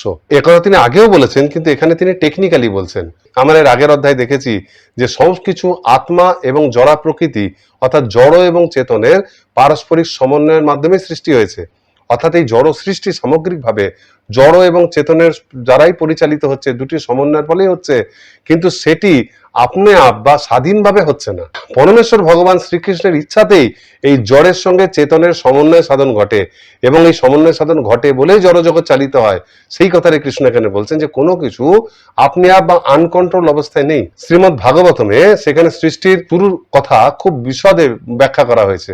সেখানে বোঝানো হয় যে প্রত্যেক জীবাত্মা চিন্ময় সত্তা, ভগবানের বিভিন্নাংশ, কিন্তু তারা যখন একটা কোনো বিশেষ কারণে চিন্ময় জগৎ থেকে, চিদ আকাশ থেকে জড় জগতে পতিত হয়, তখন পরমেশ্বর ভগবান মহাবিষ্ণু তার প্রথম পুরুষাবতার রূপে তাদেরকে নিজের দেহে ধারণ করে, নিজের উদরে, এবং নিজের উদরে ধারণ করে এই জড়া প্রকৃতি সৃষ্টির জন্য যা প্রয়োজনীয় উপাদান, সেগুলিকে নিয়ে মহত্তত্ত্ব সৃষ্টি করে। মহত্তত্ত্ব হচ্ছে এমন একটা অবস্থান যার মধ্যেই জড়জগতের সৃষ্টির সমস্ত উপাদান রয়েছে, এবং তারপর তিনি জড়া প্রকৃতির উপর, এই মহত্তত্ত্বের উপর ঈক্ষণ করেন, অর্থাৎ দৃষ্টি নিক্ষেপ করেন, এবং তার দৃষ্টি নিক্ষেপের ফলে জড়া প্রকৃতি বিক্ষুব্ধ হয়ে সূক্ষ্ম থেকে ক্রমশ স্থূল এবং স্থূলতর বস্তুগুলো সৃষ্টি শুরু করে, এবং যথাসময়ে এই জীবাত্মা তাদের মধ্যে নিক্ষিপ্ত হয়ে একটা বিশেষ রূপ ধারণ করে। এখন এই শ্লোকে কৃষ্ণ ঠিক কিভাবে তিনি ঈক্ষণ করেন মহাবিষ্ণুর মাধ্যমে, কিভাবে জীবাত্মা ঠিক কোন টাইমে প্রেরিত হয়, সেই সব ডিটেলসে বিবরণ না বললেও তিনি তার মূল তত্ত্বটা প্রদান করছেন যে প্রকৃতির গর্ভে তিনি বীজ স্বরূপ সকল জীবাত্মা সমূহকে নিক্ষেপ করেন এবং সেই জীবাত্মা নিক্ষেপের ফলেই তারা জরা প্রকৃতি থেকে নিজ নিজ কর্ম অনুসারে নানাবিধ দেহ বা যোনি বা নানা ধরনের প্রজাতিতে জন্মগ্রহণ করে জড় জীবনে প্রবেশ করে। অর্থাৎ তাদের জীবন ধারণ কেবল প্রকৃতির উপর বা স্বয়ংক্রিয়ভাবে নিজের উপর নির্ভরশীল নয়, তারা সম্পূর্ণরূপে পরমেশ্বর ভগবানের উপর নির্ভরশীল। যেমন আমরা বলতে পারি, মাতৃগর্ভে, প্রত্যেক মায়ের গর্ভে শিশুর বিকাশের জন্য সকল প্রকার অনুকূল উপাদান উপস্থিত থাকলেও যতক্ষণ না পর্যন্ত সেই মাতা পিতার বীর্য ধারণ করছে ততক্ষণ পর্যন্ত সেই গর্ভ নিষ্ক্রিয়ই থাকে। তেমনি জরা প্রকৃতির মধ্যে জড়জগতে জীবন ধারণের সমস্ত উপাদানগুলি থাকলেও সেটা নিষ্ক্রিয় থাকে যতক্ষণ না পর্যন্ত তার গর্ভে জীবাত্মাগুলিকে প্রেরিত করা হচ্ছে, অর্থাৎ গর্ভাধান হচ্ছে। সেটাই কৃষ্ণ এখানে বলছেন যে তিনি স্বয়ং জরা প্রকৃতির গর্ভে গর্ভাধান করেন, অর্থাৎ জীবাত্মাদের প্রেরণ করেন, আর তাদের দেহগুলি কেবলমাত্র এই জরা প্রকৃতি থেকে সৃষ্টি হয়। তাই সমস্ত জীবাত্মার উৎস হচ্ছেন পরমেশ্বর ভগবান, জরা প্রকৃতি নয়। সেই জন্য এই কৃষ্ণ এই জরা প্রকৃতিকে বলেছেন মম যোনি, এটা আমার যোনি বা আমার গর্ভাধানের স্থান, যেখানে আমি গর্ভাধান করি। এর পূর্বে সপ্তম অধ্যায় বিজ্ঞান যোগে সেখানে জরা প্রকৃতি এবং জীবাত্মা উভয়কেই কৃষ্ণের কিন্তু যথাক্রমে নিকৃষ্ট এবং উৎকৃষ্ট, অর্থাৎ ভিন্ন ভিন্ন শক্তিরূপে বর্ণনা করা হয়েছিল। তারপর ত্রয়োদশ অধ্যায়ে আমরা প্রকৃতি পুরুষ বিবেক যোগে দেখেছিলাম, সেখানে কৃষ্ণ বলছিলেন যে প্রকৃতি এবং পুরুষ উভয়ই নিত্য এবং উভয়ের সংস্পর্শের ফলেই জড়জগতে সবকিছু ঘটছে। এবং সেই অর্থেই কিন্তু কৃষ্ণ এখানে, যেহেতু জরা প্রকৃতি এবং জীবতত্ত্ব তারা সকলেই কৃষ্ণেরই শক্তি, সেই জন্য কৃষ্ণের শক্তি নিত্য, সেই নিত্যতার বিচারে এখানে তিনি জরা প্রকৃতিকে ব্রহ্ম বলে অভিহিত করে। চতুর্থ শ্লোকে দেখুন কৃষ্ণ বলছেন যে ব্রহ্ম মহৎ যোনি, অর্থাৎ যেহেতু এই জরা প্রকৃতি তার গর্ভাধানের স্থান, সুতরাং সেটি কোনো অনিত্য স্থান নয়, সেটি ব্রহ্ম, সেটা নিত্যকাল বিরাজমান, সেটা তারই বহিরঙ্গা শক্তি। আর সেই শক্তিটা কেমন না, চতুর্থ অধ্যায়ে তিনি বলছেন ব্রহ্ম মহৎ যোনি, অর্থাৎ সেটা মহত্ব। আমরা একটু আগেও বললাম জড়জগৎ সৃষ্টির পূর্বে সমস্ত জড়জাগতিক স্থূল উপাদানগুলি অতি সূক্ষ্ম অবস্থায় থাকে, একসঙ্গে মিলেমিশে 24টা তত্ত্ব, তাকে বলা হয় মহত্তত্ত্ব, যা মহাবিষ্ণু থেকে সৃষ্টি হয়। এবং এই মহাবিষ্ণু এই মহত্তত্ত্বে সমস্ত জীবকুলকে তার গর্ভে ধারণ করে তিনি সেখানে অবস্থান করেন। যথাসময়ে তার ইক্ষণের দ্বারা, তার দৃষ্টিপাতের দ্বারা এই মহত্তত্ত্বের উপাদানগুলি বিক্ষুব্ধ হয়ে যায় এবং তাদের মধ্যে চেইন রিয়াকশন শুরু হয়ে যায়। তখন সূক্ষ্ম থেকে ক্রমশ স্থূলতর উপাদানগুলি আস্তে আস্তে প্রকাশিত হতে থাকে এবং একসময় একটার পর একটা সৃষ্টি হয়ে সমগ্র সৃষ্টি সম্পূর্ণ হয়। তাই কেবলমাত্র জীবাত্মার দেহ ধারণই নয়, এই সমগ্র জড়জগৎ সৃষ্টির পিছনে যে বীজ প্রদানকারী পিতা হচ্ছেন পরমেশ্বর ভগবান। শিল প্রভুপাদ তার তাৎপর্যে বলছেন, সেখানে তিনি ব্যাখ্যা করেছেন যে অনেক সময় দেখা যায় যে চালের বস্তা থেকে অনেক সময় কাঁকড়া বিছে জন্মাচ্ছে, চাল থেকে কাঁকড়া বিছে জন্মাচ্ছে, ফলে দেখে মনে হয় আপাত দৃষ্টিতে তাহলে মানে চালের থেকে কাঁকড়া বিছে জন্মায়, চালগুলোই হচ্ছে কাঁকড়া বিছার উৎস। কিন্তু প্রকৃত বুদ্ধিমান ব্যক্তি জানে যে ওই পার্টিকুলার কোনো একটা বস্তাতে এর পূর্বে মা কাঁকড়া বিছে ডিম পেড়ে দিয়েছিল, সেগুলো চালের মধ্যে মিশেছিল, সেই জন্য পরবর্তীকালে ওই ডিমগুলো যখন ফুটেছে তখন কাঁকড়া বিছের বাচ্চাগুলো বেরিয়ে এসছে। তাই আপাত দৃষ্টিতে চালকে কাঁকড়া বিছের উৎস বলে মনে হলেও প্রকৃত অর্থে তার উৎস কিন্তু মা কাঁকড়া বিছে, যে আগে থেকেই ডিম পেড়েছিল। তেমনি দেহগত বিচারে বিজ্ঞানীদের ধারণায় আমাদের প্রত্যেকটা জীবকুলের যে জীবন, সেটা মনে হয় যেন কোনো একটা বায়োকেমিক্যাল বা জৈব রাসায়নিক একটা উৎস থেকে এসছে। তারা এখন ব্যাখ্যাও করে যে কতগুলো যৌগ মিশ্রিত হয়ে জীবনের যে প্রাথমিক যৌগ, প্রোটিন, কার্বোহাইড্রেট, নিউক্লিক অ্যাসিড, এগুলো সব তৈরি করেছে, সেইগুলো মিলেমিশে কোষ হয়েছে, এক কোষ থেকে বহু কোষ। কিন্তু তারা যা কিছু বলছে সেটা সব দেহগত। এখানে কিন্তু চেতনা কিভাবে এসছে জড় থেকে, সেটার কোনো উল্লেখ নেই। শিল প্রভুপাদ তার একটি গ্রন্থ জীবন আসে জীবন থেকে, লাইফ কামস ফ্রম লাইফ, সেখানে খুব বিশদে ব্যাখ্যা করেছেন যে জীবদেহের উপাদানগুলি, এই যে আমরা একটা মানুষ, আমাদের দেহে যা কিছু উপাদান আছে এই উপাদানগুলি প্রকৃতি থেকে উৎপন্ন হয় এবং সত্যি সেই প্রকৃতির যৌগগুলির পারস্পরিক বায়োকেমিক্যাল রিয়াকশনের ফলেই ক্রমশ জটিল জৈব যৌগ সৃষ্টি হয়, এটা সত্যি। কিন্তু এই সমগ্র দেহকে চালানোর জন্য যে সবচেয়ে শক্তিশালী বস্তু, সেটা হচ্ছে আত্মা বা চিন্ময় তত্ত্ব, সেই যে চেতনা, সেইটার কোনো উৎস কিন্তু এই জড়জগতের কোনো বস্তু নয়। এবং বিজ্ঞানীরা সেই আত্মা সম্বন্ধে, সেই চেতনা সম্বন্ধে কোনো কিছু বলতেও পারেন না। তো এইখানে সেই কথাটাই পরমেশ্বর ভগবান বলছেন, অহং বীজ প্রদপিতা, মানে মা কাঁকড়া বিছে যেমন আগে থেকেই ডিম পেড়ে রেখেছিল, সেই জন্য চাল থেকে কাঁকড়া বিছে জন্ম হলো। তো ভগবানও বলছেন, আমি আমার নিজস্ব জনি, আমার বহিরঙ্গ শক্তি বা জড়া প্রকৃতিতে আমি ইক্ষণের মাধ্যমে গর্ভাধান করি, আমি পূর্বেই গর্ভের মধ্যে সেই বীজগুলিকে প্রদান করেছি, সেই জন্য যথাযথ সময়ে জীবাত্মারা এক এক করে ভিন্ন ভিন্ন দেহ ধারণ করে জগৎ থেকে জন্মাতে থাকে। তাই জন্মের সময় পিতার অনুপস্থিতিতেও মাতাকেও যেমন কোনো বুদ্ধিমান ব্যক্তি একমাত্র উৎস বলে মনে করে না, জানে জানে যে কোনো পিতা অবশ্যই সেখানে গর্ভধান করেছে, ঠিক সেরকম জড়া প্রকৃতি থেকে জীবের জন্ম হলেও জড়া প্রকৃতি তার একমাত্র উৎস নয়, অবশ্যই পরমেশ্বর ভগবান সেখানে পূর্ব থেকেই গর্ভধান করেছেন, তিনি হচ্ছেন মুখ্য কারণ। এই কথাটাই কৃষ্ণ এই দুটো শ্লোকে খুব শর্টে, সংক্ষেপে কিন্তু খুব দৃঢ়ভাবে ব্যাখ্যা করেছেন। তৃতীয় শ্লোকে কৃষ্ণ বলছেন তস্মিন গর্ভং দধাম্যহম, সে আমি সেই গর্ভে গর্ভাধান করি, বীজ প্রদান করি। এবং চতুর্থ শ্লোকে তিনি বলছেন অহং বীজ প্রদপিতা, তাই আমি হচ্ছি সমস্ত জীবকুলের বীজ প্রদানকারী পিতা। সেই জন্য এই জগতে যত জীবকুল রয়েছে তারা কেউ জড়া প্রকৃতি জাত নয়, তারা সকলেই পরমেশ্বর ভগবানের সন্তান। কিন্তু তাহলে আবার অনেকের মনে প্রশ্ন আসবে যে সকলেই যদি কৃষ্ণের সন্তান হয় তাহলে সবার সঙ্গে ভালো হয় না কেন, সবার ভাগ্য একরকম হয় না কেন, সবাই মানুষ হয়ে কেন জন্মায় না, সবাই যদি কৃষ্ণের সন্তান হয় কৃষ্ণ তাদের মধ্যে কেন উচ্চ নিচ ভেদ করে, সবাই কেন একই রকম ভালো ভবিষ্যৎ বা ভাগ্য পায় না, তাদের সঙ্গে খারাপ কেন হয়? এই প্রসঙ্গে শ্রীল প্রভুপাদ তৃতীয় শ্লোকে তাৎপর্যে বলেছেন এইভাবেই প্রতিটি জীব তার পূর্বকৃত কর্ম অনুসারে জড়া প্রকৃতির দ্বারা সৃষ্ট ভিন্ন ভিন্ন দেহ প্রাপ্ত হয়, যাতে তার পূর্ব জন্মকৃত কর্ম অনুসারে সেই জীব সুখ দুঃখ ভোগ করতে পারে। অর্থাৎ জন্মের কারণ কিন্তু প্রত্যেক জীবাত্মার নিজস্ব পূর্বকৃত কর্মফল, এবং সেই কর্ম যেরকম সে তার উপর নির্ভর করে সে সৎ বা অসৎ উচ্চ নিম্ন যোনি লাভ করে, এবং সেই জন্ম লাভ করার পরও তার জীবন কেমন যাবে, সে ভালো মন্দ তার সঙ্গে যা ঘটবে সেই সবকিছুই তার পূর্ব জন্মকৃত কর্মফলের উপরই নির্ভর করে। কিন্তু সেটা যেটাই হোক না কেন, তার সঙ্গে ভালোই হোক বা খারাপই হোক, সে উচ্চ জনিতেই জন্মাক দেবতাকুলে অথবা নিম্ন জনিতেই জন্মাক না কেন, সেই জন্মটা নেওয়াটা কিন্তু তার ইচ্ছায় হয় না, সেটা কৃষ্ণের নিয়ন্ত্রণাধীনে হয়। অর্থাৎ কোনো জীব যদি পাপকর্মও করে থাকে এবং পাপের ফল ভোগ করার জন্য তাকে যদি পরবর্তী জন্মে খুব খারাপ পরিবেশে নিম্নকুলেও জন্মাতে হয়, সেই ফল ভোগের জন্যও তাকে কৃষ্ণের উপর নির্ভর করতে হয়। কৃষ্ণের হস্তক্ষেপ বিনা জীবাত্মা নিজের কর্মফল ভোগের জন্য খারাপ প্রজাতিতেও জন্মাতে পারে না। জন্মানোর টোটাল প্রক্রিয়াটা নির্ভর করে পরমেশ্বর ভগতের উপর, কিন্তু যে যেমন কর্ম করেছে ভগবান সেইটার উপর বিচার করে তাদেরকে ভিন্ন ভিন্ন দেহ প্রদান করে থাকে। তাই তাদের মধ্যেকার যে বৈচিত্র্য, যে সকল জীব পরমেশ্বর ভগবানের সন্তান হয়ে কেন ভিন্ন ভিন্ন দেহ পাচ্ছে বা ভিন্ন ভিন্ন ভাগ্য নিচ্ছে, সেইটা নির্ভর করছে যেহেতু প্রত্যেকটা জীব একরকম কর্ম করেনি, কিন্তু সেইটা তারা গ্রহণ করছে না, দিচ্ছেন কিন্তু পরমেশ্বর ভগবান। তার নিয়ন্ত্রণে সব হচ্ছে, তিনি কেবলমাত্র বাছাই করার সময় তাদের কর্মকে প্রাধান্য দিয়ে সেই অনুসারে তাদেরকে দেহ বা একটা জীবন প্রদান করে। এখানে আরেকটা বিষয় লক্ষণীয়, কৃষ্ণ যে এখানে বীজ প্রদানের কথা বলছেন, এখানে জড়জগতে প্রত্যেকটা জীব যেভাবে প্রজননের মাধ্যমে সন্তান উৎপন্ন করে, এখানে সেই স্থূল প্রক্রিয়ার কথা বলছেন না, যে প্রত্যেকবার কোনো একটা জীব যখন তার সন্তানের জন্ম দেয় সেটা প্রকৃতপক্ষে কৃষ্ণই সেখানে সে বীজ প্রদান করছেন, তাহলে সেই মানেটা অন্যরকম হয়ে যায়। কৃষ্ণ সেইটা বলছেন না, কৃষ্ণ মূলত চিন্ময় প্রকৃতিজাত যে জীবাত্মা, সে যে জড় প্রকৃতি থেকে জন্মায়নি, মূলত সে এসছে ভগবান ধাম থেকে ভগবানের মাধ্যমে, সেই বিষয়টা কৃষ্ণ এখানে বলছেন। অর্থাৎ কৃষ্ণ এখানে জড় সৃষ্টির একবারে প্রাককালের কথা বলছেন, বা প্রত্যেক ব্রহ্মার জন্মের সময়ের কথা বলছেন, বা ব্রহ্মার প্রত্যেক কল্পের শুরুতে যে সৃষ্টি হয় সেই সময়কার কথা বলছেন এই দুটি শ্লোকে। এরপরে পরবর্তী 5টি শ্লোকে অর্থাৎ পঞ্চম থেকে নবম এই শ্লোকগুলিতে আত্মার এই বদ্ধদশা প্রাপ্তির ক্ষেত্রে গুণত্রয়ের কি প্রভাব, এইবার কৃষ্ণ সেইটা ব্যাখ্যা করতে চলেছেন। সর্বপ্রথম পঞ্চম শ্লোকে কৃষ্ণ বলছেন সত্ত্বং রজস্তম ইতি গুণা প্রকৃতি সম্ভব নিবধ্নন্তি মহাবাহ দেহে দেহিনাম ব্যয়ম। অনুবাদ: হে মহাবাহ, জড়া প্রকৃতি থেকে জাত সত্ত্ব, রজ ও তম এই তিনটি গুণ এই দেহের মধ্যে অবস্থিত অব্যয় জীবাত্মাকে আবদ্ধ করে। এই শ্লোকে কৃষ্ণ অর্জুনকে যে মহাবাহু বলে সম্বোধন করছেন, এটা কিন্তু বিশেষ তাৎপর্যপূর্ণ।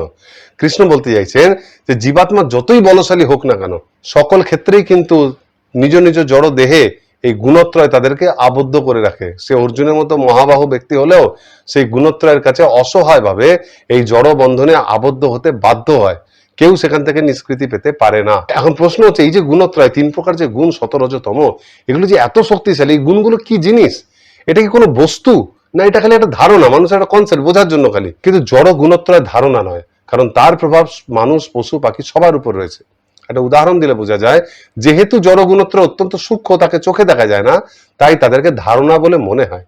সেরকম দেখতে গেলে সোনার খনির নিচে যখনো পর্যন্ত কোন একটা জায়গায় সোনার খনি আবিষ্কার করা হয়নি, তখনও পর্যন্ত মাটির তলায় কিন্তু সোনা আছে, কিন্তু উপর থেকে সেটা দেখা যাচ্ছে না। এবার আমরা যদি ভাবি সোনা তো চোখে দেখা যাচ্ছে না, তার মানে এখানে যে সোনা আছে বলছে এটা খালি একটা ধারণা। কিন্তু সেই ধারণার উপর নির্ভর করে যদি অগ্রসর হই এবং ক্রমে ক্রমে মাটি কেটে যখন সোনা বার করব, তখন কিন্তু দেখা যাবে সত্যি সত্যি সেখানে সোনা ছিল, সেটা খালি লোকচক্ষের আড়ালে ছিল, একটা সময় পর কিন্তু সেটা সবার চোখের সম্মুখে এলো। ঠিক সেই রকম গুণত্রয় স্থূল ইন্দ্রিয় সমূহের মানে গোচরীভূত না হলেও সেটা কিন্তু কোনো ধারণা নয়, সেটা অত্যন্ত সূক্ষ্ম বিষয়। সেই জন্য সূক্ষ্ম দেহের মাধ্যমে বৌদ্ধিক স্তরে যদি আমরা সেটাকে উপলব্ধি করতে চাই, তবেই একমাত্র তার উপস্থিতি আমরা উপলব্ধি করতে পারবো। নচেত স্থূল দৃষ্টি দিয়ে সেটাকে বিচার করতে গেলে সেটাকে ধারণা মনে হবে এবং ভ্রান্ত বলে মনে হবে। তাই অবশ্যই আমাদের বৌদ্ধিক মাধ্যমে, বুদ্ধির দ্বারা, জ্ঞানের দ্বারা এই তিনটে গুণকে বিচার করা উচিত। প্রকৃতপক্ষে এই গুণত্রয় হচ্ছে এক বিশেষ প্রকারের সূক্ষ্ম বল বা শক্তি, যা সূক্ষ্ম দেহের মাধ্যমে চেতন বস্তু বা আত্মাকে এই জড় বিষয়ের সঙ্গে যুক্ত করে। অর্থাৎ চিন্ময় বস্তু বা এই দেহস্থ চিন্ময় বস্তু বা আত্মার সঙ্গে এই জড় দেহের যে যোগাযোগ, এই যে জড় দেহকে যে চালনা করছে, সেই চালনাটা করায় এই গুণত্রয়।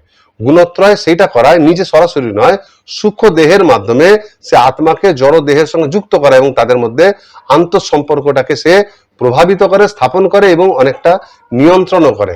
উদাহরণস্বরূপ মনে করুন কোনো মানুষ বেশ 10 তলা একটা বাড়ি বানিয়েছে, এখন যে সিঁড়ির সাহায্যে সেই ব্যক্তি 1 তলা থেকে 10 তলায় চড়তে পারে, ওই একই সিঁড়ির সাহায্যে কিন্তু সে 10 তলা থেকে আবার 1 তলায় নেমে আসতে পারে। অর্থাৎ সিঁড়ি হচ্ছে সেই ব্যক্তিকে বিভিন্ন তলে যাওয়ার একটা মাধ্যম। সিঁড়ির মাধ্যমেই সে 1 থেকে 10-এর মধ্যে যে কোনো মাধ্যমে যে কোনো একটি তলাতে সে যেতে পারে, কিন্তু সে কোন তলাতে যাবে সেটা কিন্তু সিঁড়ি ঠিক করে দেয় না যে তোমাকে এই তলাতেই যেতে হবে।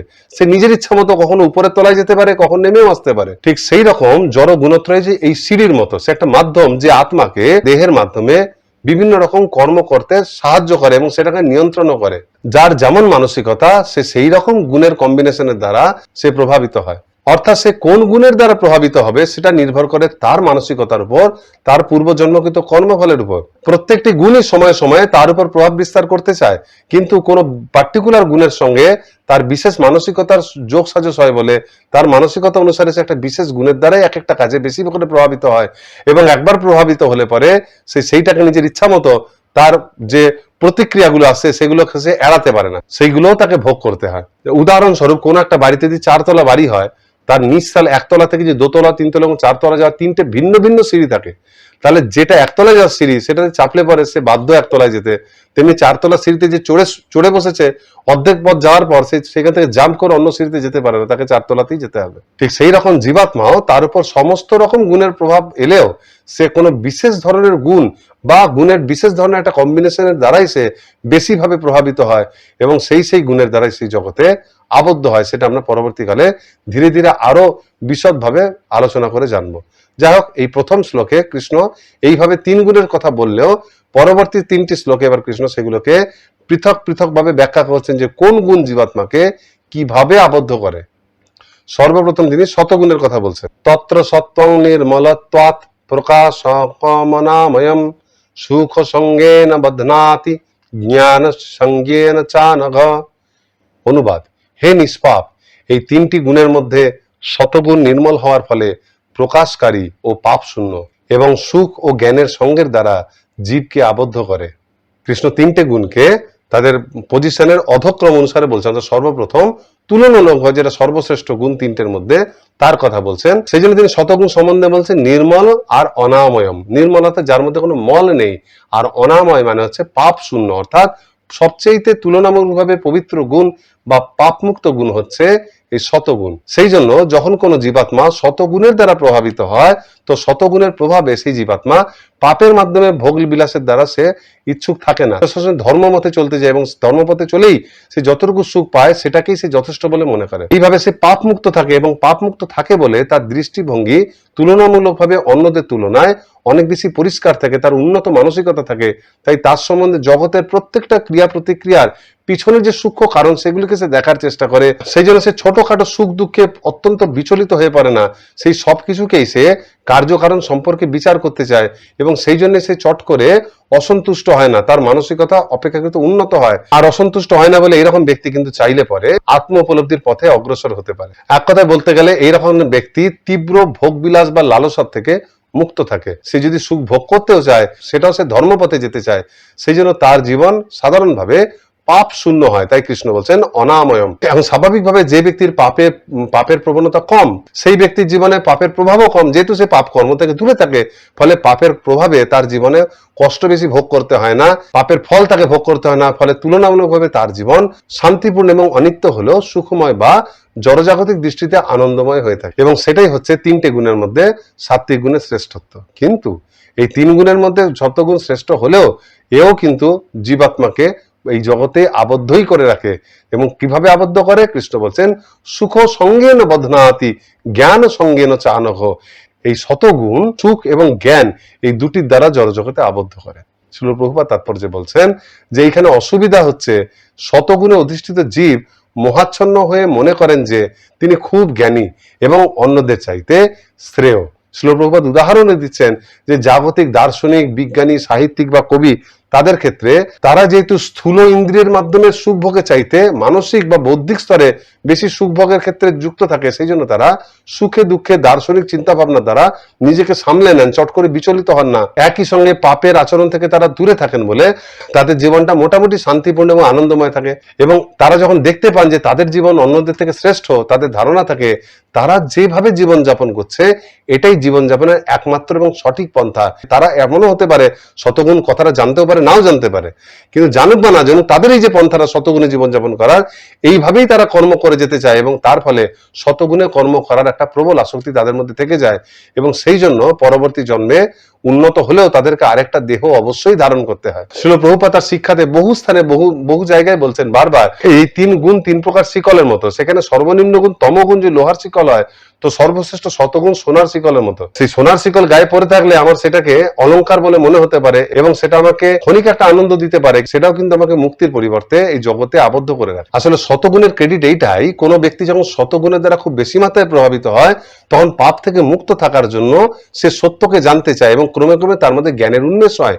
এবং এই জ্ঞানের উপলব্ধি যখন তাকে পারমার্থিক পথে চালিত করে এবং সঠিক পারমার্থিক উন্নতির ফলে সে যখন ক্রমে ক্রমে আত্মজ্ঞান এবং পরম তত্ত্ব বা পরমেশ্বর ভগবান সম্বন্ধে জ্ঞান লাভ করেন এবং সেই পথে অগ্রসর হন, তখন তিনি শতগুণ থেকে চট করে শতগুণের ঊর্ধ্বে অর্থাৎ ত্রিগুণাতু শুদ্ধ সত্য স্তরে সে কিন্তু উন্নীত হয়ে যেতে পারে। কিন্তু তার জন্য এই সাত্বিক গুণজাত এই জ্ঞানকে ভক্তি স্তরে উন্নীত হতে হবে। কিন্তু যে জ্ঞান এই ভক্তিতে পর্যবেসিত হয় না সেইটা কিন্তু সর্ব অবস্থায় জাগতিক জ্ঞান।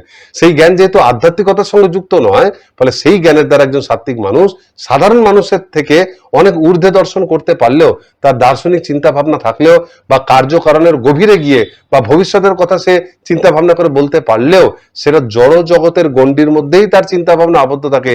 এই জগতের বাইরের কোনো কিছু ভাবার মানসিকতা বা সেই দৃষ্টিভঙ্গি তার থাকে না।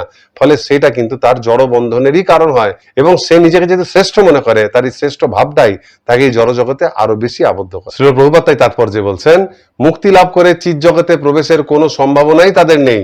তারা হয়তো দার্শনিক, বিজ্ঞানী বা কবি হয়ে বারবার জন্মাতে পারেন, তবু জন্ম মৃত্যুর ক্লেশদায়ক বন্ধনে তাদের বারংবার আবর্তিত হতে হয়। অর্থাৎ যেহেতু সাত্বিক ব্যক্তি তার জ্ঞানকে ভক্তিতে যুক্ত করেনি, পারমার্থিক দিকে নিয়ে যায়নি, সেটাকে তার মানসিক জল্পনা কল্পনা স্তরে আবদ্ধ করে রেখেছে, ফলে পাণ্ডিত্য এবং সুখের দ্বারা সে তার নিজস্ব জীবনকে অন্যদের থেকে অপেক্ষাকৃত উন্নত দেখতে পায়। ফলে সে সেটাকেই পরম পাওনা মনে করে বারবার এটাই পেতে চায়, যেন বারবার তাকে শরীর ধারণ করতে হয়। মুক্তি লাভ করার কোনো সম্ভাবনাই যে তার নেই, এই কথার অর্থ হচ্ছে মানে যতক্ষণ তারা সাত্বিক গুণে আবদ্ধ রয়েছেন বা শত গুণকে যতক্ষণ না পর্যন্ত সেই সাত্বিক জ্ঞানকে আধ্যাত্মিক জ্ঞানে পরিবর্তন করছেন, ততক্ষণ পর্যন্ত তাদের মুক্তি লাভের কোনো সম্ভাবনাই নেই। এইভাবে তিনটে গুণের মধ্যে তুলনামূলকভাবে শ্রেষ্ঠতম যে শতগুণ, তার কথা বলার পর এবার ভগবান দ্বিতীয় গুণের কথা বলছেন, সেটা হচ্ছে রজগুণ। সেই সম্বন্ধে সপ্তম শ্লোকে কৃষ্ণ বলছেন রজ রাগাত্মকং বিদ্ধি তৃষ্ণ সঙ্গ সমুদ্ভবম তন্নিবধ্নান্তি কৌন্তেয় কর্ম সঙ্গেন দেহিনম। অনুবাদ: হে কৌন্তেয়, রজগুণ অনুরাগাত্মক এবং তা তৃষ্ণা ও আসক্তি থেকে উৎপন্ন বলে জানবে এবং সেই রজগুণই জীবকে সকাম কর্মের আসক্তির দ্বারা আবদ্ধ করে। এখানে কৃষ্ণ রজগুণের দুটি প্রধান বৈশিষ্ট্যের কথা বলছেন, কি? রাগাত্মকং এবং তৃষ্ণা সঙ্গং। রাগ মানে হচ্ছে অনুরাগ বা প্রীতি, অর্থাৎ ভোগের প্রতি জাগতিক বিষয় যেগুলো তার রয়েছে, যেগুলোকে সে ভোগ করে সুখ অনুভব করছে, সেগুলোর প্রতি প্রবল আসক্তি।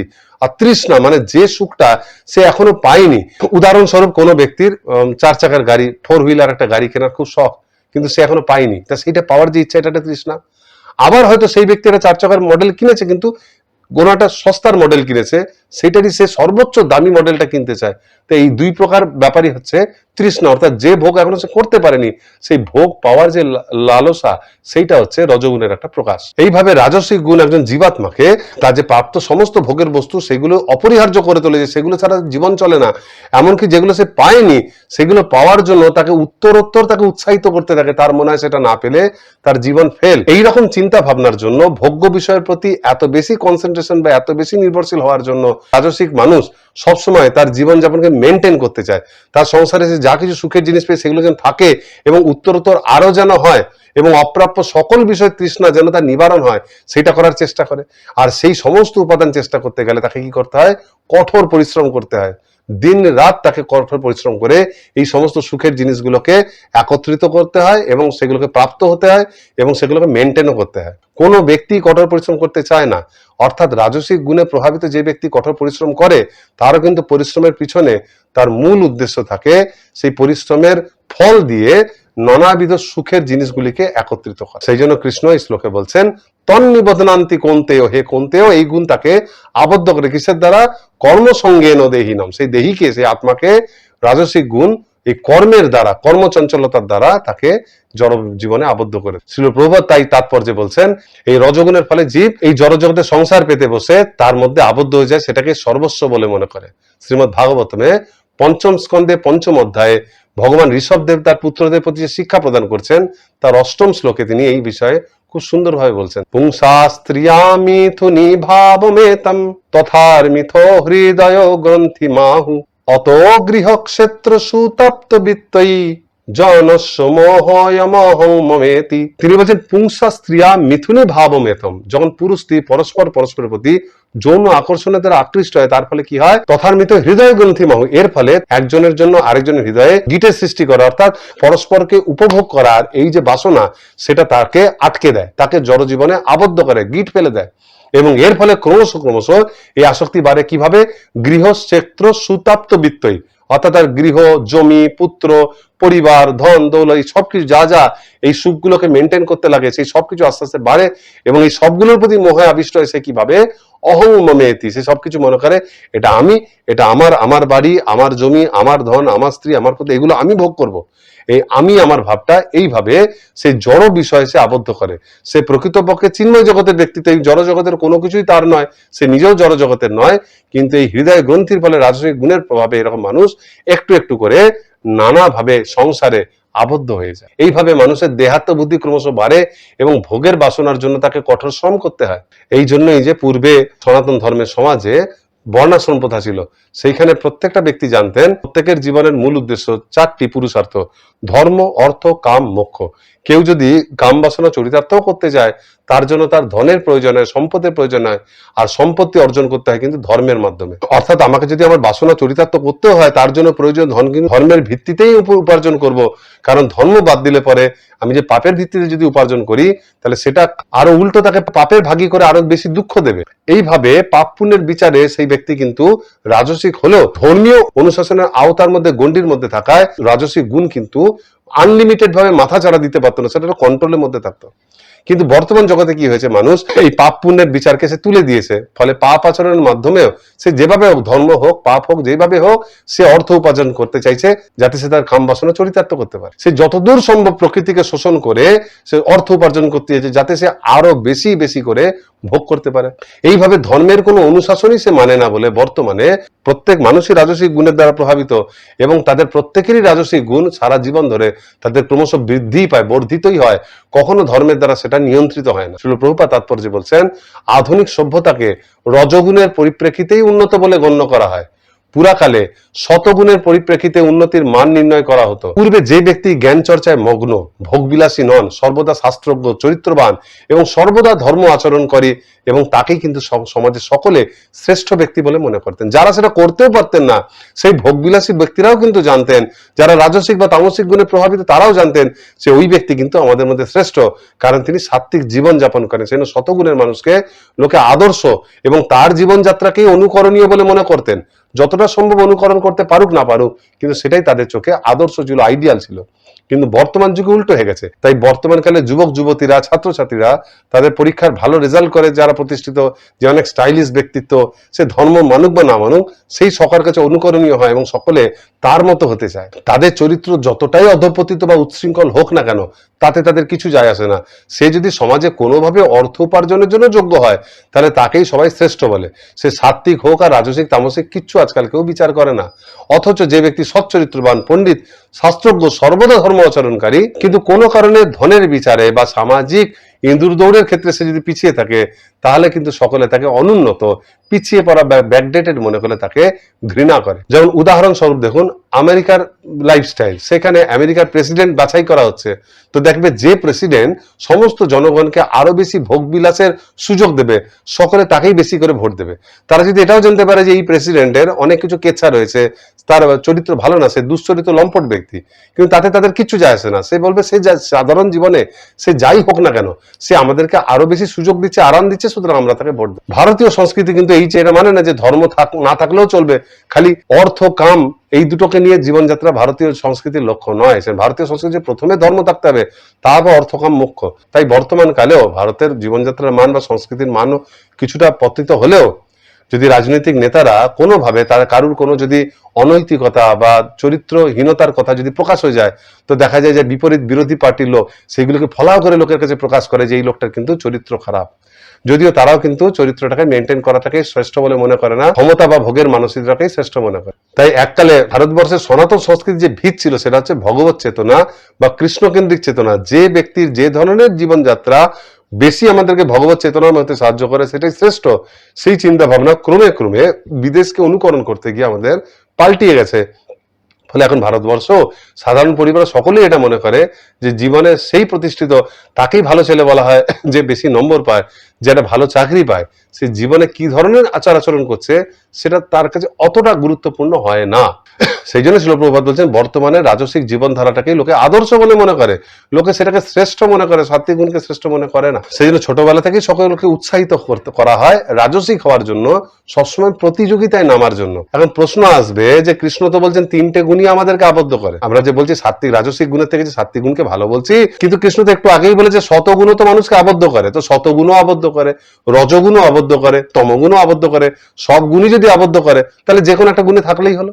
এই জিনিসটাকে বুঝতে গেলে একটা উপমার সাহায্যে বোঝা যায়। মনে করেন তিনজন ছাত্রই ফেল করছে, কোনো পরীক্ষায় অনুত্তীর্ণ হয়েছে মাধ্যমিক পরীক্ষায়, কিন্তু ফেল করলেও একজন 15 পেয়ে ফেল করেছে, একজন 5 পেয়ে ফেল করেছে, আরেকজন 0 পেয়ে ফেল করেছে। পরীক্ষার ক্ষেত্রে কিন্তু সকলের রেজাল্টে লেখা থাকবে কিন্তু অনুত্তীর্ণ, এরা তিনজনই ফেল, একই দৃষ্টিতে দেখা হবে। কিন্তু আমরা যদি তাদের বৌদ্ধিক স্তর দেখতে যাই, তাহলে কিন্তু তিনজনের সমান নয়। যে 0 পেয়েছে আর যে 5 আর যে 15 পেয়েছে, তারা তিনজন কিন্তু এক স্তরের নয়।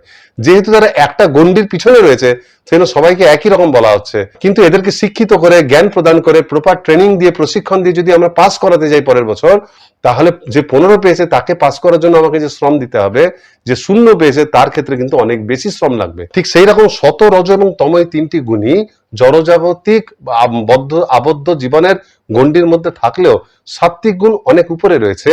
এবং সাত্ত্বিক গুণে যেহেতু জ্ঞানের প্রকাশ রয়েছে, সেই জন্য মানুষ চাইলে সেইখান থেকে খুব সহজেই আধ্যাত্মিক জ্ঞানের চর্চার মাধ্যমে এই জগতের বন্ধন থেকে বা গুণোত্তরের প্রভাব থেকে মুক্ত হতে পারে।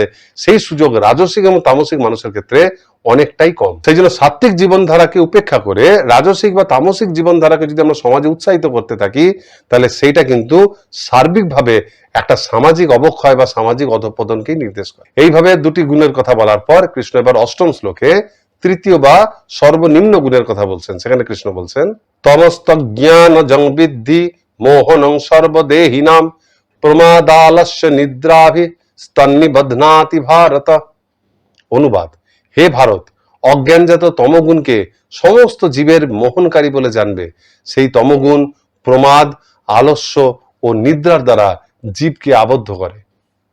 এই যে শ্লোক কৃষ্ণ যে তমতু, বলদেব বিদ্যাভূষণ এই তু শব্দটাকে খুব গুরুত্বপূর্ণ বলছেন। তিনি বলছেন এই তু শব্দ দ্বারা কৃষ্ণ বোঝাচ্ছে যে এইবার যে গুণের কথা বলছেন এটা কিন্তু আগের দুটি গুণের থেকেই বিপরীত। কৃষ্ণ এখানে তমগুণের 3টে বৈশিষ্ট্য বলছেন। 3টে বৈশিষ্ট্যের দ্বারা তমগুণ একটা জীবকে বিমোহিত করে: প্রমাদ, আলস্য, নিদ্রা।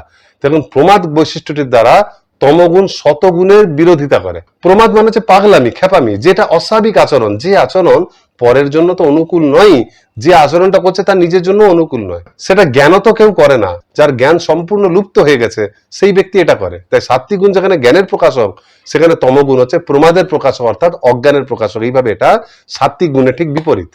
সেই জন্য তো কৃষ্ণ বলছেন তমস্তু অজ্ঞানজন বৃদ্ধি। এই তমগুণকে সম্পূর্ণভাবে অজ্ঞানের দ্বারা প্রভাবিত বলে জানবে, যেখানে শতগুণ জীবকে জ্ঞানের দ্বারা আবদ্ধ করছিল। শ্রীল প্রভুপাদ তাৎপর্যে বলছেন শতগুণে জ্ঞান অনুশীলনের ফলে কোনটি কি সেই সম্বন্ধে জানতে পারা যায়, কিন্তু তমগুণ ঠিক তার বিপরীত। তমগুণের দ্বারা আচ্ছন্ন সকলেই উন্মাদ, এবং উন্মাদ ব্যক্তি বুঝতে পারে না যে কোনটি ঠিক, ফলে উন্নতি সাধন করার পরিবর্তে সে অধঃপতিত হয়। এইভাবে জ্ঞান এবং অজ্ঞানতার বিচারে তমগুণ জীবের বুদ্ধি নাশকারী, জ্ঞান হরণকারী এবং দেহাত্ম বুদ্ধি বা ভোগ বুদ্ধি বর্ধনকারী। এটা হচ্ছে প্রমাদ বৈশিষ্ট্য। এবার দ্বিতীয় বৈশিষ্ট্যের কথা কি বলা হচ্ছে? আলস্য। আলস্য মানে হচ্ছে কর্মে অক্ষমতা বা ঔদাসীন্য ভাব, সেটা দৈহিক স্তরে হোক আর বৌদ্ধিক স্তরে হোক। রজগুণের প্রভাবে কিন্তু মানুষ উল্টোটা থাকে। একজন রাজসিক মানুষ সর্বদা নানা রকম কর্ম উদ্যত হয়, সে শারীরিক ভাবে উদ্যত হয় এবং মনেও সবসময় প্ল্যান করে কি করলে আমি আরো ভোগের জিনিস পাবো, কি সেরকম ভাবতেও থাকে এবং সেটাকে সে বাস্তবে করেও দেখায়।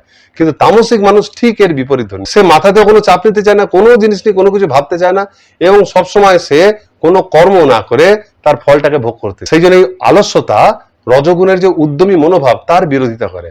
আর এর যে তৃতীয় বৈশিষ্ট্য সেটা হচ্ছে নিদ্রা। এটি সাত্ত্বিক এবং রাজসিক উভয়ের বিরোধিতা করে। কারণ নিদ্রাতুর ব্যক্তি তার অধিকাংশ সময় নিষ্ক্রিয় হয়ে এমন ভাবে ব্যয় করে যে সময় সে জ্ঞান চর্চাও করতে পারে না, কোনো কর্মফল লাভের জন্য কোনো চেষ্টাও করতে পারে না, এমনকি যদি কোনো ফল লাভও হয় সেই ফলটাকে ভোগ করার মতো সে অবস্থায় থাকে না। এইভাবে তমগুণ সত্য এবং রজগুণের থেকে সম্পূর্ণ বিপরীত এবং পারমার্থিক দৃষ্টিতে সর্বাপেক্ষা নিম্ন স্তরের গুণ। সাত্ত্বিক মানুষ সর্বদা জ্ঞান চর্চা করেন বলে তিনি চাইলে পরে শাস্ত্র পাঠ করে ধর্ম অনুসারে পবিত্রভাবে পারমার্থিক কাজকর্ম করতে পারে, এবং এইভাবে সে ভক্তির অনুকূল কাজকর্ম করে এবং শুদ্ধ ভক্ত হয়ে উঠতে পারে।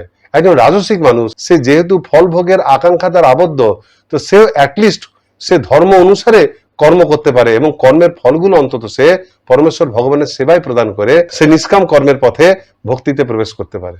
কিন্তু একজন তামসিক ব্যক্তি, সে ব্যক্তি অন্ধকারে প্রবেশ ছাড়া আর কিছুই করতে পারে না। কারণ না তো সে ধর্ম আচরণ করে, না সেটা নিয়ে সে চিন্তা ভাবনা করে, না সে কোনো ফল লাভের চেষ্টা করে যে ফল সে ভগবানকে দান করবে।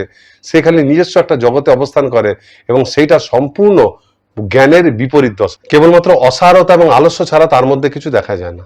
শতগুণে প্রভাবিত মানুষের মধ্যেও কিন্তু অনেক সময় নৈষ্কর্ম দেখা যায়। যেখানে রাজসিক মানুষ কোন একটা জিনিস পাওয়ার জন্য ছুটে বেড়ায়, অনেক সময় সাত্ত্বিক মানুষকে দেখা যায় সে ওই রকম ভাবে ভোগের জিনিস একত্রিত করার পিছনে সে আগ্রহী নয়, সেও শান্ত থাকে, সে অনেক সময় কর্ম করা থেকে বিরত থাকে। কিন্তু সে কেন বিরত থাকে? কারণ সে জড় কর্মের যে ফলটা যে অনিত্য সেটা বোঝে, জড় জিনিস ভোগ করা যে অসারতা সেটা উপলব্ধি করে সে সেটা থেকে বিরত থাকে। কিন্তু তামসিক ব্যক্তি কেবলমাত্র আলস্যের বশবর্তী হয়ে সে কর্মহীন হয়ে থাকে। সাত্ত্বিক ব্যক্তি কর্মহীন যখন হয় তখন সেই কর্মের ফলের দ্বারাও সে আসক্ত থাকে না, কিন্তু তামসিক ব্যক্তি সব রকম কর্মফলের দ্বারা আসক্ত থাকে, পূর্ণ মাত্রায় ভোগ করতে চায়, কিন্তু সেটা প্রাপ্ত হওয়ার জন্য পরিশ্রম করার তার ক্ষমতা নেই।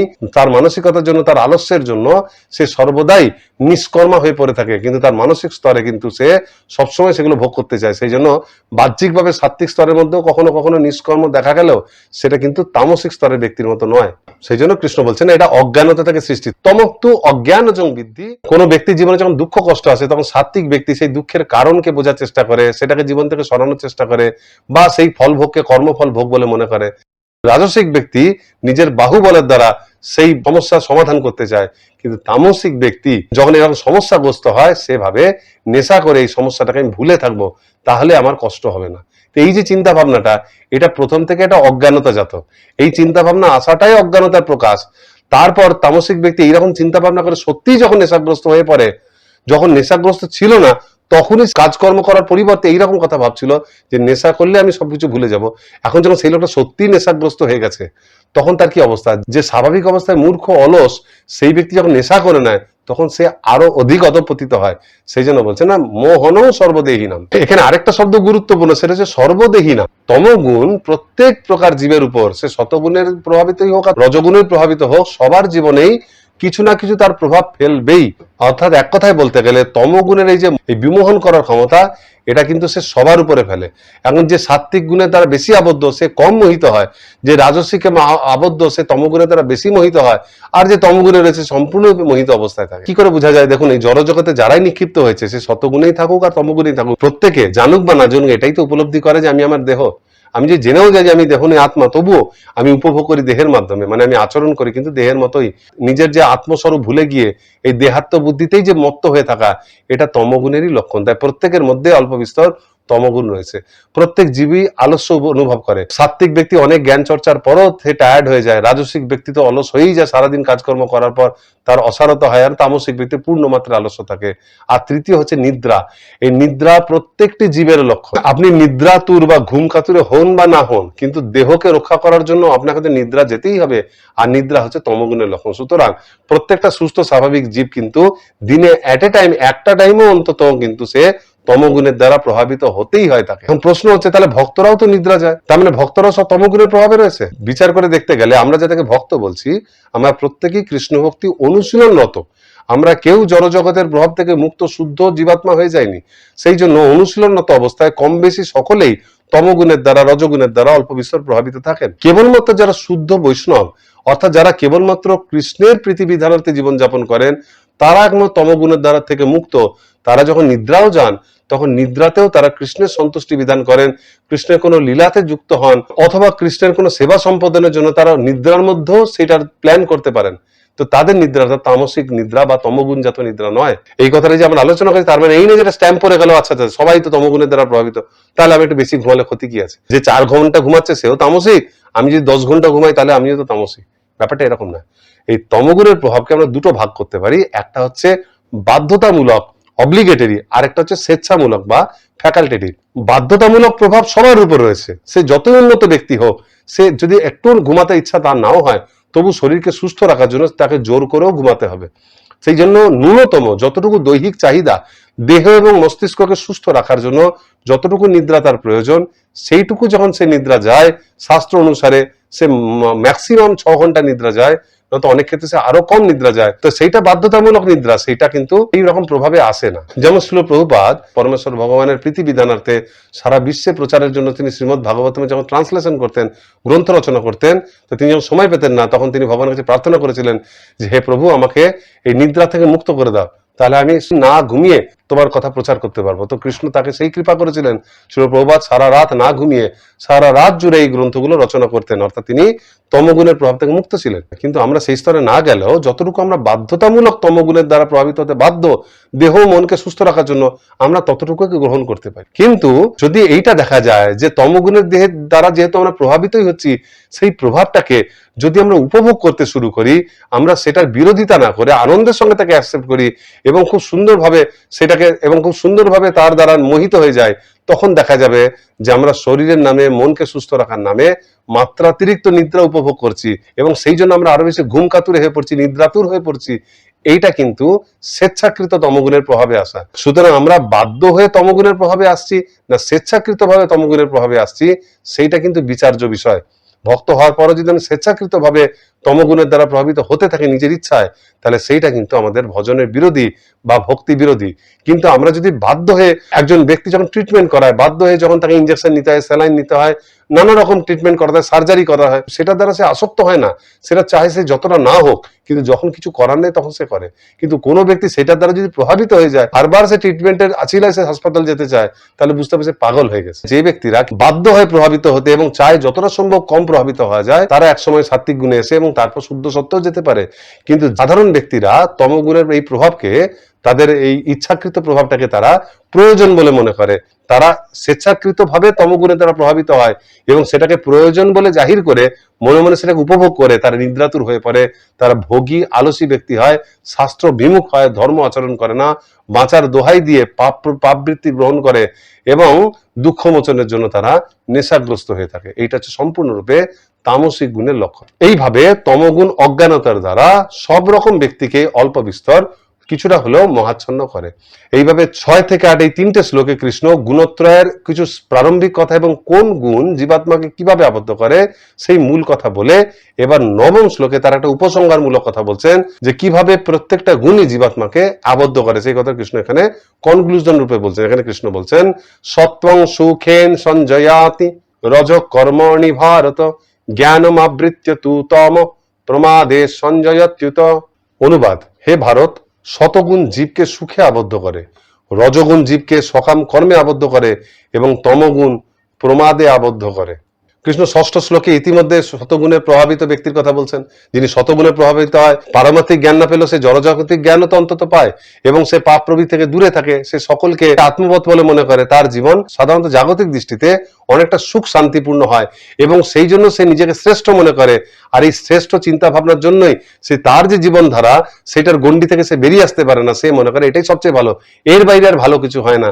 এই সুখের যে ভাব আর সর্বশ্রেষ্ঠ যে জ্ঞান আমার রয়েছে, এই যে ভাব, এর জন্য সে জগতে আবদ্ধ হয়ে যায়। সেই জন্য কৃষ্ণ বলছে সত্যং সুখে সঞ্জয়তি, এই সুখের ভাবের জন্যই সে যে সুখে আছে এই অনুভূতিটাই তাকে এই জড়জগতে আবদ্ধ করে। এই জন্য একজন কৃষ্ণ ভক্ত যখন রজস্বিক তামসিক গুণ থেকে মুক্ত হয়ে ক্রমশ সাত্বিক গুণে থেকে শুদ্ধভাবে জীবনযাপন করেন, তখন কৃষ্ণ জবরদস্তি তার জীবনে ইন্টারফেয়ার করে তার সুখগুলোকে নষ্ট করে সেখানে জোর করে দুঃখ এনে দেয়, যাতে সেই ব্যক্তি এটাও উপলব্ধি করে যে সাত্বিক গুণে জীবন ধারণ করে যে সুখ পাচ্ছি সেটাও অনিত্য। সুতরাং এই শতগুণে আবদ্ধ থাকাটাও জীবের একটা পতনেরই লক্ষ্য। তারপর 7ম শ্লোকে আমরা রজগুণের কথা আলোচনা করলাম যে রাজসিক ব্যক্তি সবসময় দেহ সর্বস্ব হয়, স্থূল ইন্দ্রিয় যাতে উপভোগ করবার জন্যই সে বাঁচে। ফলে সে তার যত সমস্ত ইন্দ্রিয় তৃপ্তির সাধন সেইগুলোকে সে সবসময় উপভোগ করতে চায়, আর যেগুলো সে পায়নি সেগুলোকে পাওয়ার জন্য চেষ্টা করে। আর এই চেষ্টার জন্য সর্বদাই তাকে কর্মচঞ্চল থাকতে হয়। সেই জন্য রজগুণ মানুষকে সর্বদা কর্মে আসক্ত রাখে, সর্বদা কর্মচঞ্চল রেখে তাকে আবদ্ধ করে। কিন্তু তামসিক গুণের প্রভাবে ব্যক্তির কোনো জ্ঞানই থাকে না। বাঁচার জন্য যে ন্যূনতম যে পারমার্থিক জ্ঞান বা জাগতিক জ্ঞান কিছু তো লাগে, তার কোনো জ্ঞানই থাকে না। সে প্রমাদে থাকে, অর্থাৎ সবসময় যে তার টোটাল মাথা খারাপ হয়ে গেছে বা তাকে পাগলা গারদে পাঠাতে হবে এরকম নয়, কিন্তু সে যা আচরণ করে না সেটা তার পারমার্থিক জীবনের অগ্রগতি সহায়ক, না জড়জগতে সুখে স্বাভাবিকভাবে বেঁচে থাকার জন্য সহায়ক। সে একদম টোটাল একটা উল্টো জীবনযাত্রা করে, যে জীবনযাত্রা কোনোভাবে কারোর মঙ্গলজনক হয় না। এমন নয় যে সে নিজের ভালো চায় না, রাজসিক ব্যক্তির মতোই তার ইচ্ছা থাকে, কিন্তু তার উপভোগের যে লেভেল সেটা খুব নিম্নমানের হয়। সে নিজেকে সুখী করতে চায়, কিন্তু যেহেতু তার কোনো ধারণাই নেই সেই সম্বন্ধে, ফলে সে উল্টো পাল্টা কাজ করে। একজন পিতা তার পুত্রকে তার নিজস্ব 4 চাকার গাড়ি করে এক স্থান থেকে আরেক স্থানে নিয়ে যাবে। এখন সে গাড়িতে চেপে বসে আছে, বাচ্চাটা, বাবা আর আসতে পারছে না, বাবা কোনো কারণে কোনো কাজে আটকে গেছে। তাহলে বাচ্চাটাকে যদি একা যেতে হয় তাহলে হেঁটে যেতে হবে। এখন সেই বাচ্চা যদি এইটা ভাবে যে হেঁটে গেলে তো আমার কষ্ট হবে, তাহলে আমি গাড়িটা নিয়ে গেলে আমি সুবিধায় যেতে পারবো, এই ভেবে সে যদি গাড়িটা স্টার্ট করে নিজে চালাতে চায়, তাহলে তার সেই জায়গায় তো যাওয়া হবেই না। সে অবশ্যই কোথাও না কোথাও অ্যাক্সিডেন্ট করবে, কারণ তার পক্ষে গাড়ি চালানো অসম্ভব। তামসিক ব্যক্তির ব্যাপারটাও তাই, তার যেহেতু কোনো ধারণাই নেই, আধ্যাত্মিক উন্নতি তো দূরের কথা, জড় জগতের সুপভোগ করার জন্য যে মানসিকতা, সেই জ্ঞানটুকু সেই মানসিকতাটুকুও তার নেই। ফলে সে নিজের ভালো করতে গিয়ে যে কাজগুলো করে সেটা সকলের তো অমঙ্গল করে, সেটা তার নিজেরও অমঙ্গল করে। সে কখনো কারোর ভালো করতে পারে না। সেই জন্য তার এই পাগলামিটাই তাকে জড়জগতে আবদ্ধ করে রাখে। সাত্ত্বিক ব্যক্তি তো ভাবে আমি অনেক সন্তুষ্টিতে আছি, তাই সে আবদ্ধ হয়ে থাকে। রাজসিক ব্যক্তি আরো কর্ম করে সে নিজে আবদ্ধ থাকতে চায়, কিন্তু তামসিক ব্যক্তি বুঝতেই পারে না সে আবদ্ধ হয়ে আছে। তার মস্তিষ্কের ওই উন্মত্ততাই তাকে এই জড়জগতে আবদ্ধ করে রাখে। তার পক্ষে বোঝাই সম্ভব নয়। যেমন একটা পশুকে কোনোভাবেই বোঝানো যায় না যে গুণত্রয়ের প্রভাব কি, সেই জগতে আবদ্ধ হয়ে আছে, কি করলে সে এই জগৎ থেকে মুক্ত হতে পারে, কোনটা জড় কোনটা চিন্ময়, এসব যেমন পশুর মাথায় ঢোকে না। তো তমগুণের প্রভাবে মানুষও এরকম হয়ে যায়। এক কথায় বলতে গেলে শতগুণের প্রভাবে জীবাত্মা এতটাই আত্মতৃপ্ত থাকে, তার নিজের জীবনযাত্রা এত সুখময় মনে হয় যে পরমেশ্বর ভগবানের উপদেশ শোনার মতো তার মানসিকতাই থাকে না, অথবা অনেক ক্ষেত্রে সে নিজেকেই মুক্ত পরমেশ্বরের সমান বলে মনে করে। রাজসিক গুণের দ্বারা প্রভাবিত জীবাত্মা চাওয়া পাওয়া নিয়ে এত ব্যস্ত থাকে এবং ভোগের বস্তুগুলোর সে নিজেকে নিয়ন্ত্রণ বা প্রভু বলে মনে করে। ফলে সে পরমাত্মার একরকম কম্পিটিটর হয়ে যায়। ফলে সে পরমাত্মার নির্দেশ শুনতে চায় না। সে পরমাত্মার তুলনায় নিজের বাহুবল এবং বুদ্ধির উপর অধিক আস্থা রাখে। আর তামসিক গুণের প্রভাবে ব্যক্তির পরমাত্মাকে বোঝার মতো কোনো চিন্তা ভাবনাই, তার কোনো মানসিকতাই থাকে না, বললেও তার মাথায় সেটা কাজ করে না। এবং এইভাবে শত, রজ এবং তম 3টি গুণই মানুষকে সর্বনিম্ন থেকে সর্বোচ্চ এই 3 স্তরে একরকম ভাবে কিন্তু আবদ্ধই করে রাখে। এবং এই জন্য জীবাত্মা চিন্ময় হয়েও এই জড়জগতের দ্বারা, ভগবানের নিকৃষ্ট শক্তির দ্বারা সে পরিচালিত হতে বাধ্য হয়। এইভাবে এই অধ্যায়ের প্রথম 9টি শ্লোকে আমরা এই গুণত্রয় সম্বন্ধে প্রাথমিক কিছু ধারণা লাভ করলাম। পরবর্তী পাঠে আমরা 10ম শ্লোক থেকে আলোচনা শুরু করব, যেখানে পরমেশ্বর ভগবান অর্জুনকে এই 3টে গুণ সম্বন্ধে আরো অনেক বিস্তারিতভাবে বর্ণনা করবেন। তো পরবর্তী পাঠে আমরা সেগুলো নিয়ে আলোচনা করব। হরে কৃষ্ণ।